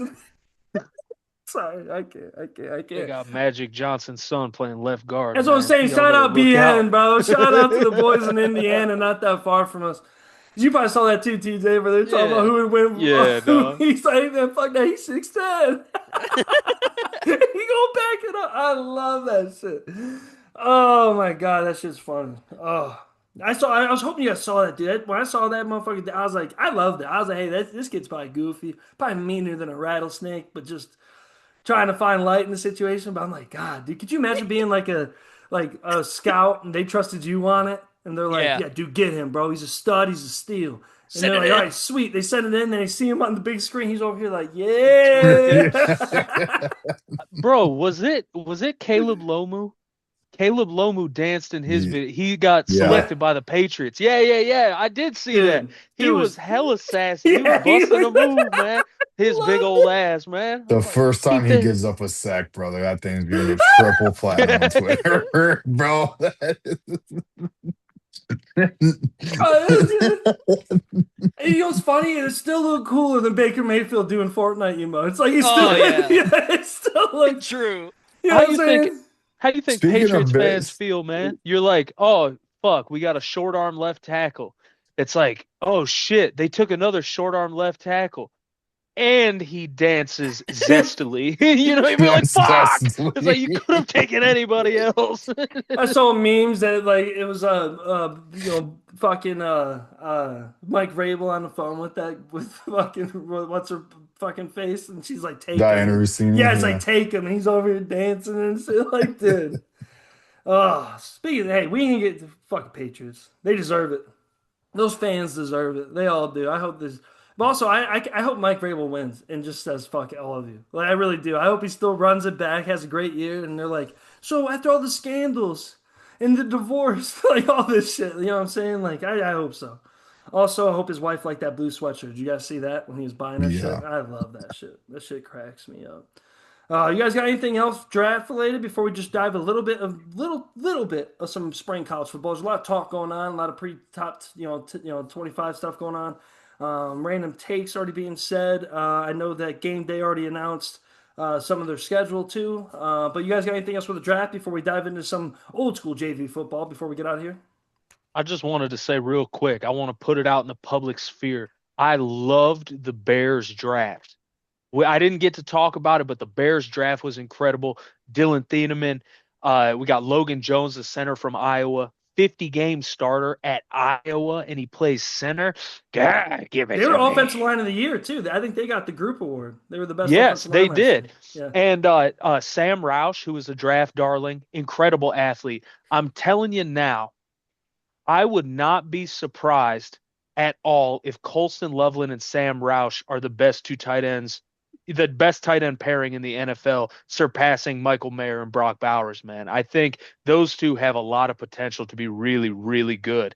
And then with the most Ben Johnson pick of all time, they go Xavion Thomas, who is just JMO, like 4.28 speed, take the top off guy. And I smiled when I saw it. I'm like, man, you took your tight end too and a 4.2 Travis Benjamin type runoff guy. I loved the Bears draft, man. I just wanted to get that out of the way. Oh, dude, my whole family did too. The only thing was is I had to send in one of the group chats, Al Pacino, where he's like, no, because dude, Cole Kmet's my guy, Oh bro. yeah. Mm. You know what I mean? Cole Kmet's better than Michael Mayer. I'll say it. Now in college, maybe not. Michael Mayer was amazing in college. His Yeah. stats, he might be the best tight Dog. end stat wise Notre Dame, and that's crazy for Notre Dame because we have a lot of tight ends. Also, shout out to our tight end. He's gonna be great for the Patriots. I don't like that Yeah. kid all the time, but he really grew on me at the end. Raritan, right? Yeah, Dude, remember the Yeah. Raritan. first 2 weeks Yeah. how Pittsburgh gigs they were only throwing to him? We are like, what the fuck? I didn't know until recently he had like really fucked up knees. Yeah, bad. Like his knees are like gnarly because I watched this film and this cat sticks in there in the run game. Big Yeah, time run blocker, good yeah. enough hands, serviceable guy. But holy shit, if you put him in line, man, he's knocking Oh, he's heads. unblocked. He can't run very far. He's had some real open plays they just can't do. He got a lot of playing time because Mitchell Evans fell down. Mitchell Evans is probably one of the greatest that never was. I mean, he's still in the NFL, but Mitchell Evans was supposed to be like an all-time, first round draft pick, and then he got hurt. So he got a lot of time. Shout out to him. I like that he's going to the Patriots, though. I like that vibe. I like that he's just going to be run blocking the fuck for everybody. I also like seeing like the other college players get mixed up with other college players. Like I know Beck is corny, but man, if you'd have told me that on week one that Beck would be handing it off to Jeremiah when this is Yeah. all said and Yeah, done, true. I never even thought about that aspect either. and people are starting. I don't know if you guys saw this. They were showing Beck doing some of his throwing drills, and they're like putting it side by side with Joe Burrow. I was like, I love the internet. They're like, Bro, he's starting to look like him with big eye emojis. I'm like, I So I'm love it. I'm just saying, brother, this is a good question for the group, man. Is there a larger than 0% chance Carson Beck week one starter for the Cardinals? you guys are sleeping on Jacoby Brissett, bro. Oh, He's got Jacoby's that all. job in the bag. Yeah, he's in there with like him and like James kind of replaced the Fitzpatricks of the world for sure. He played No, great I for him get it. last year. But But we dude, had but Carson could easily play. Like why wouldn't like it's just that room sucks. and I he's know. doing Yeah. Brissett's doing the holdout, Oh, Yeah, true. but that's doing uh the Yeah. holdout. Yeah. He had a running. rough Yeah. couple injuries I'm too. not saying it's likely. I'm just saying, is there a greater than 0% chance Carson Beck week one starter for the Cardinals, man? Oh, I hope yeah. Also, like to. It'd be good TV. I don't give Tom Brady loud flowers, but that shows you how great Tom Brady is. That he can have two guys that could be in the league well after he's Yeah. gone, starter or not. Guys that even Jimmy being a playoff winning quarterback, like, and there was really other than Jimmy for that little second, there was no controversy at all. Like, you know how great Yeah. you got to be to have two guys behind you, and even like I'll give Hoyer his shout out, He had some Cleveland's great own. games for the Browns. Yeah. Yeah, like you know what I'm saying. Like it's like, and he was a lifer behind Brady. I'm pretty sure. Like Yeah. he was there more than anybody. They even brought him back towards the end, I think. Yeah, Like I he was always. love how he was with Johnny. Johnny Manziel try acting like a fucking victim during that. I love Yeah. Johnny. Oh. We're Johnny Football Oh. Pod. Oh. Yeah. That fucking pissed me off. I didn't feel welcome. I wonder why, No, Brian Johnny. Hoyer said, "Fuck you, boy. You taking Yeah. after my job." You know what I'm saying? Yeah. I just sat behind My the job. greatest of all time. I ain't letting you Yeah. fucking come in here and fuck me Yeah. up. Who are you? Oh man. No, shout out to the Bears. Cole Kmet. Uh, Niners, man. We need some I'm gonna depth. do. I wanted to touch on two drafts I liked a lot. One was Yeah. the Dolphins, just because they drafted a bunch of dudes I love. If you take out that Caden Proctor pick, the players they got, I mean, Chris Johnson, the He's corner gonna be a from San stud. Diego State. They got Jacob Rodriguez in the second round as well. They got Chris Bell, who I couldn't believe Chris Bell fell to Yeah. the third round. TJ, you know I was a big Chris Bell fan. And then they ended up with Kyle Lewis in the fourth round. They just drafted guys I liked. And then the other draft I liked a lot was actually the Eagles. Dude, I feel like the Eagles got so much better on offense. I think that Eli Stowers is gonna beast there. And you guys know I'm a big fan of Lemon already, so I don't gotta touch on that again. But I mean, we'll see how much of a problem Hurts is in that offense because Stowers, I wouldn't be surprised if he's T1 like this year. Because you don't ask him to block, that's not who he is. But he's a huge receiver. That's how I look at him. And I think he's gonna be nasty there, dude. I really do. I think his job. I think Hurts' job is going to be more and more secure with the team constantly being good because I think he's going to have Mhm. that excuse to just always be mid and never fuck the game up, and they're always going to be good enough. Like I was almost hoping the Eagles would fumble up a few things just so he could be overexposed, right, and let the whole ship sink. I don't think they'll let the ship sink with him just because fuck, you're good enough. Like to me, it's like, and I know this is a stretch, but we brought up Jimmy, right? Like the Niners were stacked everywhere, but and they could have made moves to change it, but Jimmy was just good enough. And that's kind of what I feel with this. Hell, we're doing it again with Purdy. I love you, Purdy, but your days of going back to back to back to back 350-yard games, we just have not seen that, my brother. We just have not seen that. You're not even tall enough to get on the tallest ride, brother. Not good. All right, college football. Crazy time going on, boys. Honestly, for us as fans, the odds really like Ohio State. They like Texas, and they like us over here in Notre Dame. And then, of course, you got the other teams, but that's the three teams everyone's talking about. Um, the one thing I will say too about Ohio State, and I don't give a lot of flowers out. I usually do in the off season, just because during the season when I see those fucking helmets, I just get filled with rage, and I see Ryan Day's fucking tinted beard. It's just the whole thing just pisses me off. But right now I'm like, bro, like if and this is an if. I'm not saying that you guys. I think you guys have a great team. You have a very tough schedule. But I'm gonna be realistic here. Trying to replace that much talent 2 years in a row is insane. And if you can do it, which I believe you can, you've done it before, but if you could do it and keep the level where you've been at, where it's undefeated all the way around half the time, you have a few losses, but being in that 1, 2 to 5 spot all the time, dude, I think it'll be one of the biggest accomplishments Ryan Day's ever had as a coach. In my opinion, it would be bigger, if not just, and of course I'm not a fan, you guys won't agree with this, but it'd be just as big as the national championship.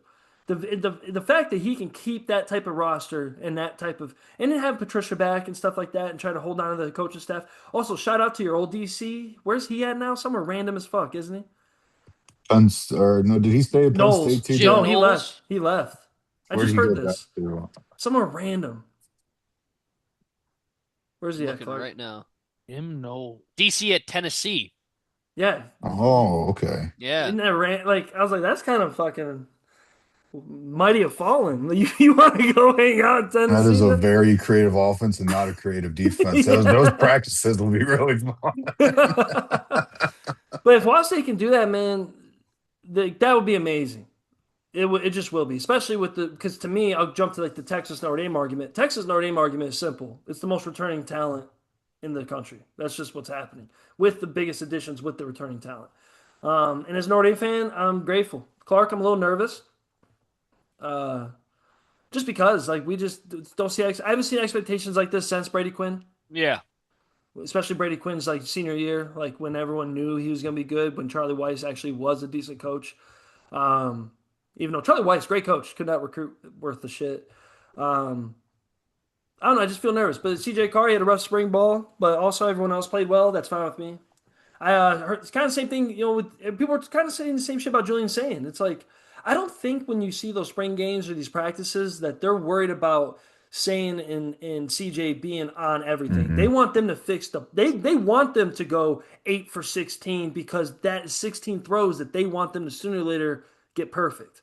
They're not the easy gimmies. They're not going to be the ones that they're going to run on first down against fucking Ball State or against Rice, with Notre Dame. Like, that ain't going to be the case. They want to work on that sticky shit, that weird shit. Because, I mean, look what happened. Notre Dame and Ohio State, both very equivalent teams, where, like, you dominate everybody, but then when the going gets tough and it's a low scoring game, you need the quarterback to step the fuck up. Ohio State fell with Miami with that, fell with Indiana doing that. Notre Dame fell with Miami, fell with Texas A&M doing that. With our quarterbacks being kind of the strongest returning piece of this year, like I like that though. Like some people get all weird about it. I'm like, bro, we've been in situations where there's still a quarterback controversy. Like I always cherish those like 2 to 3 year gaps where you just keep your guy, just keep the guy. Let's just ball. Everyone's talking about them being in the draft. Fuck that. Like I keep saying, I don't even want them to be that good yet. I want them to be good, but I want them to be like, well, I'm gonna stay. Cool, stay. Like I don't want you to go be a backup in it because let's be honest. Like I love CJ and I love saying, but they have to make some astronomical steps if they're going to be a star quarterback in the NFL in a year. Like that's just it's facts. Um, Arguably, to me, saying more than CJ. Yeah, I, because Sands doesn't have the body. Like that's something he's not going to be able to grow into. You know what I mean? Like I don't know. 100%. And that Menza kid to me is also a dark horse with all this because we know Oh, Miami. Messiah. Yeah, Yeah. yeah, like that. And like, can he be good though? I mean, dude And then was you still got crazy. Sellers. Like this draft class is going to be fun to fucking watch this season for college football fans because there's a whole lot of guys that can't go back if they want to, and there's a whole lot of guys that can. Saying Carr are the perfect examples of guys that hey, you guys could both maybe play with yourself into a top 5 pick. You guys would also play yourself into not being a first round pick and coming back for a third 100%. season of Yeah. college football. You know what I mean? And it's fine with me if that means we won those games closely. You know what I'm saying? Yeah, I just don't want to lose games. Like if they're like, you know what, Sane and CJ got to come back. Cool, we still won. Great defense, good run game. You know what I'm saying? That's all I care about. Because in college football, we've seen the way the playoffs work. You need a run game and you need defense. Look what Indiana did. Look what Ohio State did the year before. Um, I don't know. Very interesting. Do you guys have any other than our teams? We know our teams are going to be good. We're very lucky, right? And if Keegan's on the pod, he knows it too. Honestly, Oregon to me is scarier Yeah, Dante on Moore coming paper. back is going to be a fucking problem for teams. Like that's the best quarterback going into this year, I I think. think so, yeah. Do we all kind of think that? I mean, of course, we know there's a ceiling with Arch. We know that. I think athletically, Sellers, man, I wish he was with a different team. I Yeah. love that he that's why I stayed can't believe there. you stayed. Especially you Yeah, could have left in this year's draft class. If you're going to stay there anyway, why do you trust the coaching staff yeah. still? You put That's him what shocks me that somewhere you really trust them still. Like, like, dude, I imagine don't if know. Texas Tech pulled it on him instead of Sorsby. Yeah. Like, dude, it'd be fucking disgusting. You know what I'm saying? Texas Tech, you deserve this. No offense. Miami would have went for him. Yeah, The Miami. Hurricanes definitely would have made a run for him. I bet there's got to be no SEC. Oh, Bama. Yeah, Bama probably would have made a run for him with Simpson leaving for the league. I don't even know who's Bama's. Do anybody know Bama's quarterback this year? That isn't it that He big came kid into that the was game kind of last taking year. Ty Simpson's was playing with Ty Yeah. Oh, He last came year. in the He's a big playoffs. dude, I think, isn't he? Yeah. and they gave him an extension, the head coach, right? Yeah. Big There's one. a says there's Austin Mack and Keelan Russell.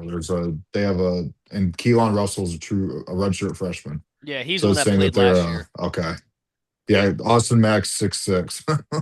Damn. Big guy. Damn, I You know, can't believe they extended him. What were you gonna say, TJ? oh, I was just gonna add on the real quick on the quarterback stuff that uh, I can totally see it happening outside of the big names, of next year's class, the Dante Moores and stuff. I think people are going to fall in love with Sam Levitt, deservedly or undeservedly. People are going to love him. Yep. You're a 6'2" mobile quarterback with a big arm, not afraid to take a shot, decent like field general type. He's got that Liz Frank Liz Frank, injury from yeah. last year, so he had to sit out some time. But you're coming to LSU, Death Valley, baby, playing for Lane in a Lane Kiffin offense. He's got all the physical tools, man. If he plays to his potential, he's going to be a darling come next year when Well, we're talking draft again. another guy's played a lot of college ball too, man.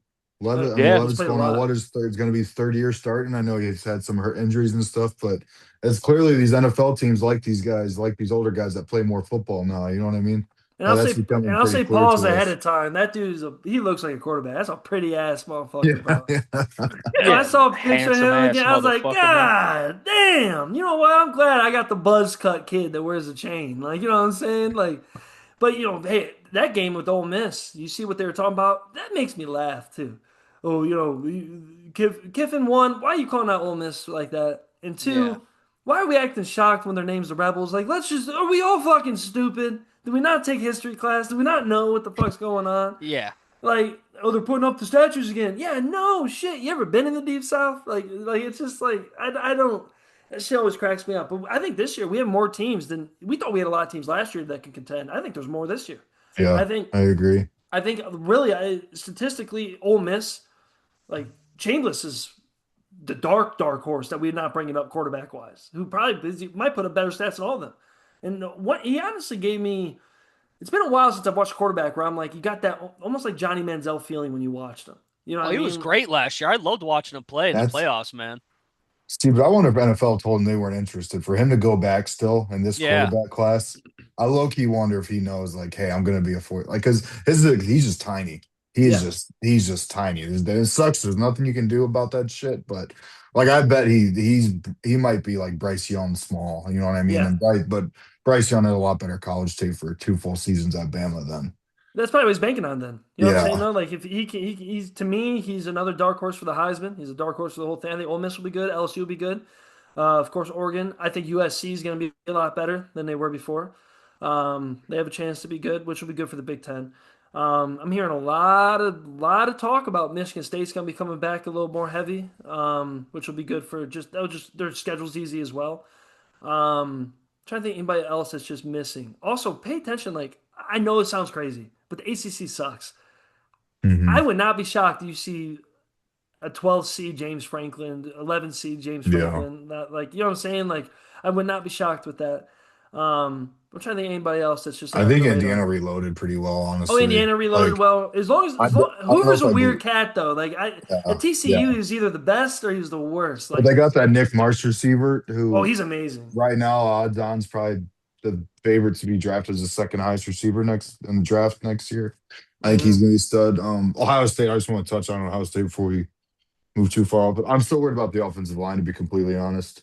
Because that's something that couldn't hold up. Stan needs to show that he can win like late in games. I feel like I don't want to say he shrunk last year in games we were down, but he definitely his level of play definitely went down. And apparently, a big thing this offseason has been getting him to run with the ball a lot more, which I want to see. But it's also Oh, like I don't know if I want to his see it. size, his size. You also got to be smart doing that. Yeah, exactly. So you Fuck. don't get hit. But Yeah, like that kid. No. and I'm still sus of Arthur Smith. I think Ryan Day's calling the plays. Don't get me wrong, but Arthur Smith was the most random fucking hire you could have made because it's not like this guy. It's not like you stole him from an NFL OC job. Motherfucker just got fired from 3 jobs straight. But hey, you what And other team has two NFL ex head coaches Yeah. though on the coaching no, staff? and Like, that's what I'm not low and I'm not high and I'm like oh yeah, you gotta see it. I'm really worried about the offensive line because they're returning almost everyone they did last year and it's just like okay like that's probably arguably where you should have spent the most money in the portal. Yeah. Well, is upgrading the offensive line, but yeah, You know, sorry. I just you want know to it's talk about not. Ohio Yeah, State no, for a you're sec. good. You know it's not a good sign when everyone comes back and it's not a good thing. Like usually when everyone comes back, you're like, all right, we're gonna improve, we're gonna be fine. But it's like I used to think that way when we did have the playoff thing. Like, even with the 14 playoff, I didn't like it wasn't as intimidating because it's like, all right, we could slide by this game, just get to the championship game. And this, it's like you got to hold it for so many games. I said this about Jack Sawyer and JT JTT from Ohio State the year before we won the Natty. When they came back for that Natty season, I told everyone I was like, honestly, I was hoping they were gone, so I gotta stop hearing about these ceiling these fucking guys have. Like they Yeah. haven't hit it in 2 fucking seasons. I'm done. And then Sawyer sure as waited fuck, until the last second yeah, against yeah, that's what I was Texas saying. to Sure just as fuck. finally show the You fuck know, up. they called my bluff, so I'm like, okay, cool. That's what I'm hoping on with this offensive line too. Is just Yeah. like maybe if I just hate you enough, you'll fucking impress me. You know what I mean? Like, To me, it's just about keeping injuries down, especially for the Irish. Me and Clark know that. Like, if we can Yeah. finally keep the injuries down, like just, mhm. and to me, it's always ironic. Before we always had our skill players go down, linemen stayed. Now we can't keep the same front five ever. Yeah. We can't. And this year, I'm hoping for it. I love Knapp. Keep an eye on him for the draft. We have about 2 or 3 draft prospects on the line. Notre Dame's offensive line is an old school Notre Dame O line right now. My Big old eyes mean white boys. already peeled, baby. Yeah, they're big, I'm looking at mean. ND. Yeah, like they're mean, and I'm good. And honestly, I love Knapp because he's played tackle and guard at the highest level, rotating depending on the injuries. I think he's gonna be a steal. To me, he's a Zach Martin, and also his build just it doesn't look as good though. Like Quentin Nelson had like the fat man abs, and you're like, Mhm. God, Yeah. Quentin, that's a meatball. Knapp kind of looks like us. You know what I mean? He just looks like a big version of us. Like you know what I'm saying? But I mean, I'm nervous. But also, hey, good news though. USC Notre Dame on talks to have the rivalry back. I'm excited for that. Need to get more rivalries back for that type of situation. Also, ironic, Notre Dame doesn't play anybody, but we have two of the biggest non-conference games. Also, I don't like being thrown in the non-conference game bracket because every game is a non-conference game. Like Yeah. I don't know what we're talking about here. Shout out to the ACC commissioner. I think the AD at Notre Dame scared him because now he's backing up Notre Dame at a press conference recently. I think it was today or yesterday where he's like literally talking about Notre Dame got robbed when before he stood up for Miami. I'm like, nope, Notre Dame definitely threatened to get out. Also, say this now because I'll deal with it all year. Don't talk about Notre Dame's schedule, bro. Our weakest part of the schedule is our conference affiliation. Like, join a conference. Well, if we actually joined the ACC, our fucking schedule would be worse. Like, you know what I'm saying? Like, it's just the worst part about it is that. Oh, you play the worst of the Big Ten. It's called rivalry games, sweetheart. You ever had one? Like, Notre Dame can't help that Michigan State can't hold their jock no more. Notre Dame can't help that Purdue doesn't have Drew Brees or Mike Allstott anymore. Notre Dame can't help that fucking Michigan don't even want to play us no more. USC, I'm glad that's coming in. Also, Notre Dame gets. I don't know if you guys know much about that, but they're complaining about when the game gets played. I think both teams they get off their high horse. Play whenever. I don't care if you rotate. I don't care if you fill it into the random buy gap. I'm tired of this shit. Play week 1. I don't give a fuck. Like, and also what Notre Dame's 8-1 in the last what 9 games. Shout out. Another thing, Ohio State fans, like it or not, I think Michigan's going to be awesome because of this. I don't know why. I think that I don't think that they're talent wise awesome, but that head coach is a stud. And I know he's only there to win for a short term. He ain't gonna be there forever, right? He's at the low end of his career. Um, and what Brother, more? Like have Utah's you consistent as fuck. Yeah. have you seen a picture of Savion Hyder? Mm-mm. Go ahead and Google Savion Hyder, What a Michigan's name. freshman running back. This motherfucker looks like Bo Jackson. This kid, 5-star, committed to Michigan. He's gonna get playing time this fucking year. That is a grown ass Yeah, he's man. Oh giant. wow. And he wears His 5'2". That's crispy. his fucking high school highlights look like a man amongst children. I mean, people are bouncing off of him like he's made of fucking wood. This kid, like in the Whittingham, that's his name, right? Whittingham, Yeah. Yeah. Yeah, Michigan's Kyle, coach. Yep. Kyle Whittingham, yes, sir. In the Whittingham, like hard nose fucking offense, giving the running backs fucking 40 carries a game, I think that Hyder kid is going to be a star. Like he's going to be a very, very good player, bro. Well, and they got that Haynes kid back too. Haynes is Yep. still there, who's pretty good. I mean, he got hurt last year and kind of ruined his season. But I don't know. That was the annoying thing about William hire is with how late that happened. They still kind of looked into a pretty good hire, I think, for Michigan. You know what I mean? And it'll take time. I'm still not a believer in that quarterback. He's got to show me, and No, yeah. especially with Willingham. I don't know if he runs the ball enough for the way Willingham usually asks his Utah quarterbacks to. I mean, those he usually like leads the country in quarterback. Like he's pretty high up there for quarterback runs. I know he's athletic; he can move. I'm just curious to see how it's going to work. But yeah, I don't do the Big Ten's weird this year. I There's don't say, is there anybody like that is creeping up? Like I know of course Iowa got in a little bit of trouble for tampering, which I think that's annoying. Let Iowa tamper. I think there should be a list of schools that are allowed to tamper a little bit. Let Iowa tamper, please. Like they're not LSU, they're not Ohio State. Let them tamper. But Iowa's always a little decent. They Nebraska's should going to be be fun to watch again. Nebraska should Nebraska. be fun. I'm not saying they'll be good, but I think they'll be a I fun team want to keep Nebraska up to be with. good. I really do for the health of football. Honestly, in my opinion, Big Ten, get them out of there. Like you could replace them. Like I'd like to see Pitt join the Big Ten and not have Maryland. You know what I'm saying? Like Yeah. move these motherfuckers out of this motherfucker, bro. I can't Oh, stand this shit. Get I'm Nebraska back excited to in the play Big USC. 12 where it's competitive for them. Yeah. I'm You excited know? for Ohio State to play USC. Oh, same. Not that I think we should be like USC's not slouches, but I also think it's one of those games you can go into and be like, hey, we got the better players. Let's win the game, even if It's it's a brand little versus ugly. brand too. You know what I'm saying? That's why I think it's kind of cool because we haven't seen that game in how long. I mean, I guess we saw Sam Darnold in Sugar Bowl. Is that the Sugar Bowl Yeah, they this played is Dallas? we talked about this last year. We're like, Ohio State sooner or later was going to have to actually play the new additions and not just Well, UCLA. they got to come in for 3 years and not have to play Ohio State or fucking Michigan. It's like, okay. That's why I You respect. I come think to a that's why conference you people don't look at play or. in. I think that's why people look at Oregon more like a Big Ten team than other Yeah.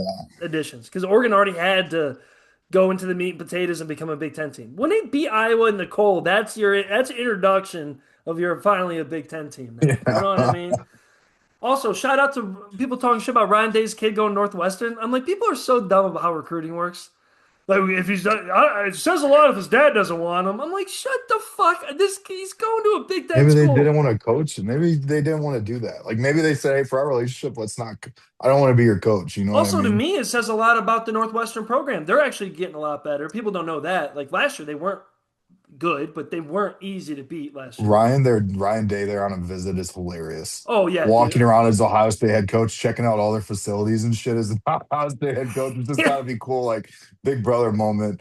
yeah. Like, and the fact Yeah, that he trusts his son to go to a team like that with a coach like that, to me, it just shows a lot. It shows a lot of respect. It's like, hey, I might be big dog, but also people are sleeping, dude. When Ryan Fields finally opened, I'm sad at the old Ryan Field. I love old Ryan Field. It looks like it was built definitely, what do they call it, the New Deal, like the plans, the great like when they were just building shit just to employ people. You could tell it was built at that time. But they're supposed to get the biggest stadium ever. I think after what week 2 or 3, they're going into their stadium. Trying to think of anything else just random that catches my eye. Oh, shout out Wisconsin, Notre Dame in a neutral field, week 1. Did you guys see that they scheduled both those games at the same time? no, I did not There's no actually. competition with anybody else that day. It's week 0, and they're both at 6:30 or 7:30 or whatever. Yeah, it's And there's fucking no NFL to fight against either. no So it's nothing. just It's yeah, that yeah. NCAA, bro. I fucking inept. Yeah, And we that's do. fucking people. I'm so sick of it, bro. Other random things, just things I just spotted out recently when I was the last couple of days. North Dakota State making their first run at D1 football, legit D1 football. I see a lot. I love North Dakota State. I don't know how much you guys follow that type of football. I know TJ probably does too. I love that shit. And I love the rivalry with the Jackrabbits and shit, and stuff like that. And it's like North Dakota State is Mount Union of D1 AA, and to have them go into what I think they're in the mountain. So like, bro, like I don't know. I think that's cool. Like I think that would be cool, and I hope they're good. That's a random thing that's happening. I'm trying to think of anybody else. You know one Also, that Oh, yeah. go ahead, bro. No, you're good. You're good. Oh no, I was just gonna say I had one picked out, man, for look, I don't think by any stretch they're gonna sniff the playoffs or anything, but a team that I think could finish this season in the top 25, the West Virginia Mountaineers, baby. Yup. Yup. Michael Hawkins from Oklahoma in the quarterback room with Scotty Oh, okay. I didn't know Fox. that. Yeah, yeah. Cam Cook from Jacksonville State is transferred to run the ball. We got Rich Rod back in the building. The entire defense is juniors and seniors. And then even for the younger kids, like the high school recruits, I think they flipped 3 4 stars to come to West Virginia in this last recruiting cycle. So I'm just interested to see what they can pull off, man. I think if a West Virginia, has an 8 9 win season, it sniffs the top Yeah. 25.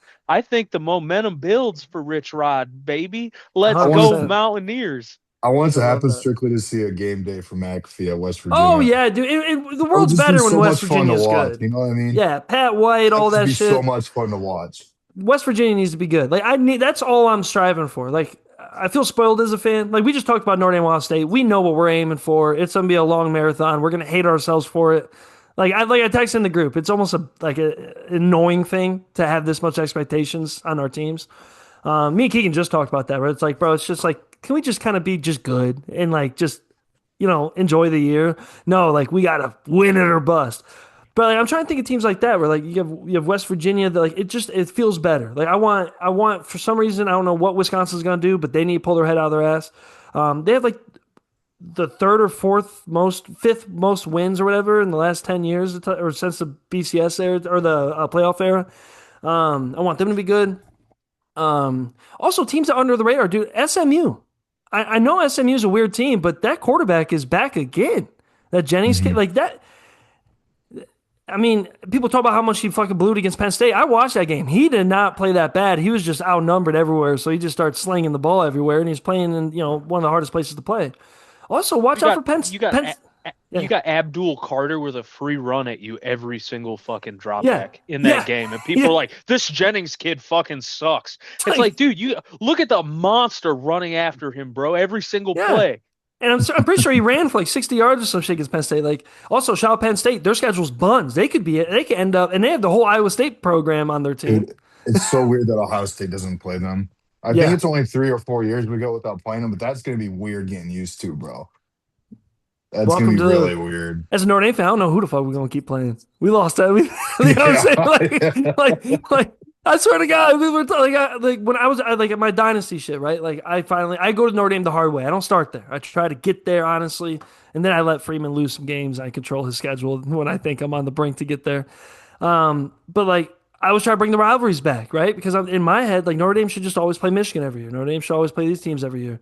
But now, even if you have the rivalries, they don't look good. Like Army ain't nothing, Navy ain't nothing, Air Force ain't nothing, Northwestern ain't nothing, Purdue ain't nothing. That's all rival. Yeah, I mean, that's just part of the cycle now, right? And also, I'm interested to see, like, they're talking now that the Big 12 and ACC support the 2014 playoff. Of course they do. Um, I'm down for shit like that if they add more bye weeks. But at the same time, I don't really like that shit. I think people got spoiled with the 12 because let's be realistic. Even if everyone plays, even in the top 12, there's only what, 8 teams that have a real shot.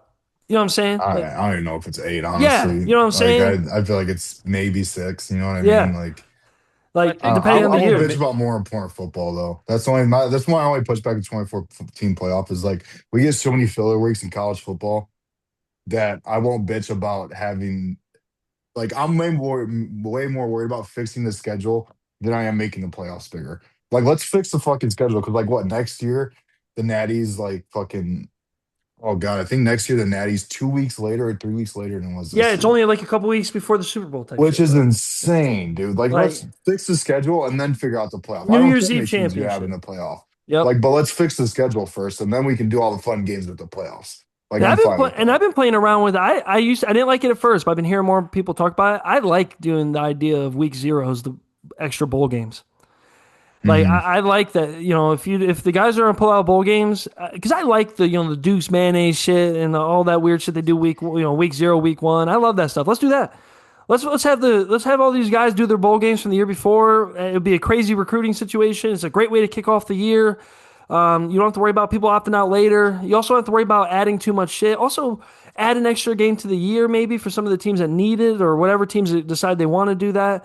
Maybe it leaves matchups for teams that they wouldn't have had prior. Like what if like Dude. a team like North Texas that finished top 25, what if they got a crack at, Texas A&M, Missouri, or just random ass teams, right? Like South Carolina, Hmm. like they got a crack at some of these teams. Just I don't know. I like that. I'm not. I don't think they should extend any of it. And I'm saying as a Notre Dame fan that just got out of the playoff last year. Also, don't care. We have an auto bid. Fuck off. Be Notre Dame. If you want an auto bid, be Notre Dame. Get your own TV deal. I don't know what to tell you. Hate us. Most hated team by far. I don't know if you guys saw Josh Pate's. Him, it is facts. It is. We are the most hated, and that's fine. I think what TJ said last year. It's hard being hated when you're near the top. It's a good thing to be hated, right? Like you want to be hated. It means you're good. If no one hates you, you ain't good. I always Um, say Ohio State is just Globo Gym. We're yeah, Globo Gym, and yeah. I know that, but I can't pick a new fucking team now. I live here, Yeah. motherfucker. What are we gonna do? We're Yeah, Globo Gym. We're from fucking dodgeball, man. yeah. So it is what it is, man. I'll take the Heat instead of being where we used to be. Or like, no, is Notre Dame dead? They were barely bowl eligible. Like, I don't want to play Oklahoma State in a bowl game, Yeah. bro. Like, and we ended up losing that motherfucker too. Michael Mayer shit the bed. Like, if I can, you know what I'm saying? Like, I don't know. I feel optimistic. I'm ready for the fun college football year. I'm ready for the chaos. I think last year was a good like. I think last year was like in the year before was the first. Like, we're gonna see changes, man. Like, awesome changes, awesome vibe setting changes. I'm excited to see who the next team is that could pull off like an Indiana style situation. My dark horse for that as well. I keep saying dark horse, but you just don't know it this time. Oklahoma State. I think Oklahoma State is going to be odd and good. I really do. I think they brought that whole team from North Texas. That quarterback's going to be a stud, slinging the ball over the Oh, place. Mestamaker, Joe Yeah, Mestamaker. Yeah. there's gonna be weird setups like that where the team's kind of set up for short-term success now. Can they hold it? Can Signetti hold it? It's so weird that the odds for them are still, to my opinion, very low still. Like I don't know. They have the best transfer portal class. It doesn't make sense to me. Um, I also say just random things I'm thinking in the back of my head. If Ohio State loses 3 games, Ryan Day doesn't need to get fired. I think that needs to be understood by Ohio State fans. I'm not saying you guys will lose three games, but you have three I games don't you think can it'd be lose. me or TJ on the pod. The ones you'd be fighting about it would be the ones in the Yeah. comment Oh, section. You know what 100%. I Yeah, mean? that's what I'm saying. Like, I'm prepared for that type of conversation. Like, when you have a hard Mm. schedule, not every year is a championship year. You just got to go through the hard schedule, hope you're healthy, and then make a run at it. That's what majority of good teams do. And I also kind of excited to see the SEC keeps falling apart because they are. They are. Like, look what's going on. They are. Auburn sucks. Teams like that suck. Can Alabama be good? I think Georgia, watch out for them. Gunnar Stockton in couple years of starting, no one's talking about them. That scares me. Like, who wants to play Georgia anymore? Nobody does. But they still ball the fuck out. Can they win the playoffs? Who knows? Notre Dame got lucky as fuck. Don't give them. I'm a Notre Yeah. Dame fan. I know that. We had a 17-point turnaround in 30 seconds. What the fuck is, you know what I'm saying? Like, that's like, I know what the truth is. There's a reason why I was drinking fast and screaming my ass off. I don't scream and get excited because I thought we were going to do that shit. I get excited because I kind of thought we won it. You know what I mean? Anyways, that's just me ranting and raving about college ball. You guys got anything else about college ball before we just get off this pod here in a second? I don't think so. I'm gonna like. I need No. to dive into it more because it's time of the year we need to Oh clock yeah, in that's for why I was the just that's why I was the just owning draft. this. The I'm like, draft. bro, You know, I've been all in on it, oh all yeah, in. I'm taking a nice Yeah. mental vacation after the draft this year. This is the That's what most draft work I've ever done. So I've just taken like I listen to my Browns podcast every couple of days, but that's about it, bro. That's about all the sports I've been taking right now. But it's about time to clock back in. Oh no, that's that's why I need you guys. I did my work on my side. What are you gonna say, TJ? Oh no, that I was just about to say that's I told you guys in the group chat. I'm like, look, for the week before the draft, 2, 3 weeks after the draft, I'm fried. Yeah. I just I can't think any more information. It's brutal. So, to come on today and talk to my motherfucking brothers on the podcast, man, my guys, I'm fired up again, baby. I'm right back Yeah. in it. So we're gonna get knee deep in some fucking depth charts and some new coaching moves and we'll be fucking ready for the start of camp, for the start of the college football season. I love this shit, man. Every day I I can love see this you guys shit. glowing a little bit. Even myself, like we're like, all right, let's get this pod going. We know what we're gonna talk about. But as we got talking, it's like, oh, this is football. This is what we love. It ain't hard for me to talk about football. I don't fucking lose sleep because I gotta talk about football. What the fuck are you talking about? I don't even have to know what I'm talking about. I'm gonna fucking go crazy. You know what I'm saying? But I'm excited. I'm excited for everything. Also, everyone, keep on the lookout. We're gonna drop pods randomly. You guys know the deal. I mean, there's not even too much for us to talk about. We're gonna do some fun. We'll get back to doing some more theme ones. We really gotta do the hate pod. I gotta see us fired up. We're gonna do the rage bait pod. You know what I mean? And I want no. We're gonna have rules. No hold bar. Don't get upset. Get us upset, but don't. We're gonna push buttons on purpose. I want us to agree to disagree on almost everything because I know we have a lot like that. Also, new additions going closer and closer to the year. You'll see Luge get added to this. I'll have him, of course, introduced with you guys ahead of time. We'll build some rapport up. But he'll be another coach added, especially with the other coaches being so busy all the time. He'll be on a lot because he's not coaching this year. So that'll be fun. Quick plugins from myself. I'm busy as fuck, boys. That's also why you're not hearing the pod, and I'm not pushing it. Two for Tuesday hosts now. It's awesome. Free show at the Attic. Two comics each set. The only person that's not going up with someone else is myself and a few others.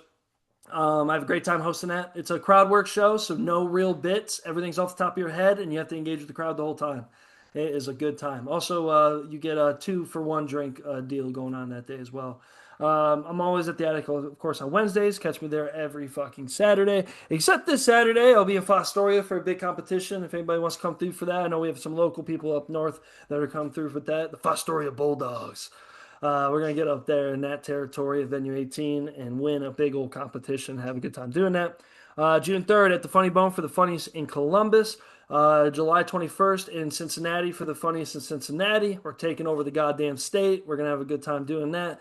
So we got that cooking. Next Thursday, the Battle of, I was going to say the Battle of the Ice is what I keep calling it. I'm in a roast battle against Tony Cruz, the most handsome Mexican I've ever met in my life. Um, Definitely gonna look like a culture clash going down. You know what I'm saying? I'm so tempted to buy an ice hat for that, even though I don't stand with ice type shit, but just part of the jokes. That's what makes it fun. It's part of the jokes. And Tony can speak fluent Spanish. It'll be great. I hope he fucking roasts me in Spanish. That'll be even better. Um, so I have a good time doing that next week, next Thursday, and just more and more shows, more and more shit going on. Make sure you guys check out our stuff. I got to get better at posting clips. I've been focused on my comedy shit. Thank you for everybody that was at my big show recently. That was badass. And thank you everybody for always listening. We are back. You guys got anything else? Go Cavs, baby. Game 5 tonight. Yeah, that's what I was Yeah, about to game say. Go five. Cavs. Oh yeah, the basketball pod. We have kind of taken emotional. We didn't expect it. The LeBron stuff was too heavy for us to do anything for a second. But now LeBron's done, and we have the Cavs cooking on the side. You're gonna see the newest episode is gonna be coming out within the week. So that'll be fun. It just was emotionally draining to watch the King get. Yeah, it was hard. The new Netflix quarterback series was announced Oh for the. yeah. Do you guys want to hear the quarterbacks that are doing it Yeah. this Who year? is I'm it? actually pretty excited for this. So Jaden Daniels, of course, with the Commanders. Okay. Cam Ward, they followed a rookie. Ooh. Joe Flacco, and then the icing on top, Baker fucking Mayfield. Those are the Yeah. 4 quarterbacks for this season. I love that show. I'm a huge fan. I'm sure Well, we'll talk and about those it. all those guys had unique years, ups and That's what I'm downs. saying. Like Like Daniel's injury, Cam Ward's a rookie. Flacco got moved twice. they thought Baker's MVP for the first Yeah, four weeks. You know what I Baker mean? fell Like, off a cliff. Like, yeah. and that's a lot better than last year's season when it was golf and it was golf Cousins Mariota. No, and Mariota. Burrow. I thought Mariota was Mariota the and year Burrow before wasn't it the first 4? year. Okay, because I think Mariota's is Burrow's one in of my last favorites season because that too. shit went off the rails for that Yeah. cat, bro. hmm That's what I want. Give me substance. I want substance. I don't want to follow just the greats. I want to No, see. that's what I like these for because you gave me everything. You got Yeah. the guy you thought was gonna be an MVP in Daniels. You got the guy who's kind of a weird point in his career in Baker. You got the wash guy Flacco, and then you got a rookie. Like that's how you do it. Let's cast like Next that. year, I want Kirk Cousins. I want to look back on what he goes through with Mendoza. You know what I'm Yeah. saying? I want to see shit like that. I want to see the and Joe Have they Flacco be said who the Hard badass. Knocks team is yet? Have they picked it? Are I'm sorry, this is really No, no, random, no. It man. is But random. No, we are doing random shit. It's part of the off season. Let me see. Hard Knocks. no shit. Okay, it's not a bad team. It's actually the exact opposite of a bad team. What the fuck? How's that even work? How is it them? How is it Seattle? Yeah, that's I guess HBO's picking who they want to take now, and they pick Seattle. Dude, fuck, I can see Jadarian Price, dude, in slow motion, fucking with no shirt on, running. Pause. No joke. Yeah, I love that shit. No, that's awesome. I did not. That was not who I was gonna guess. I like that. Do anything other than like the Jets, please. Like I'm cool. You know what I mean? Like Yeah, anything like other than. I don't need to go to the worst team. I'd find it more interesting when we went to a middle of the pack team or like a good team like we are. This is So random. Right before we get off, you guys have any like my favorite Hard Knocks always when I was a kid was the Bengals one. Like that was like the one that really set in my brain. Ocho Cinco when he was just like child please and shit like that. That was always my favorite one when I was a kid. That and the JJ Watt Texans one.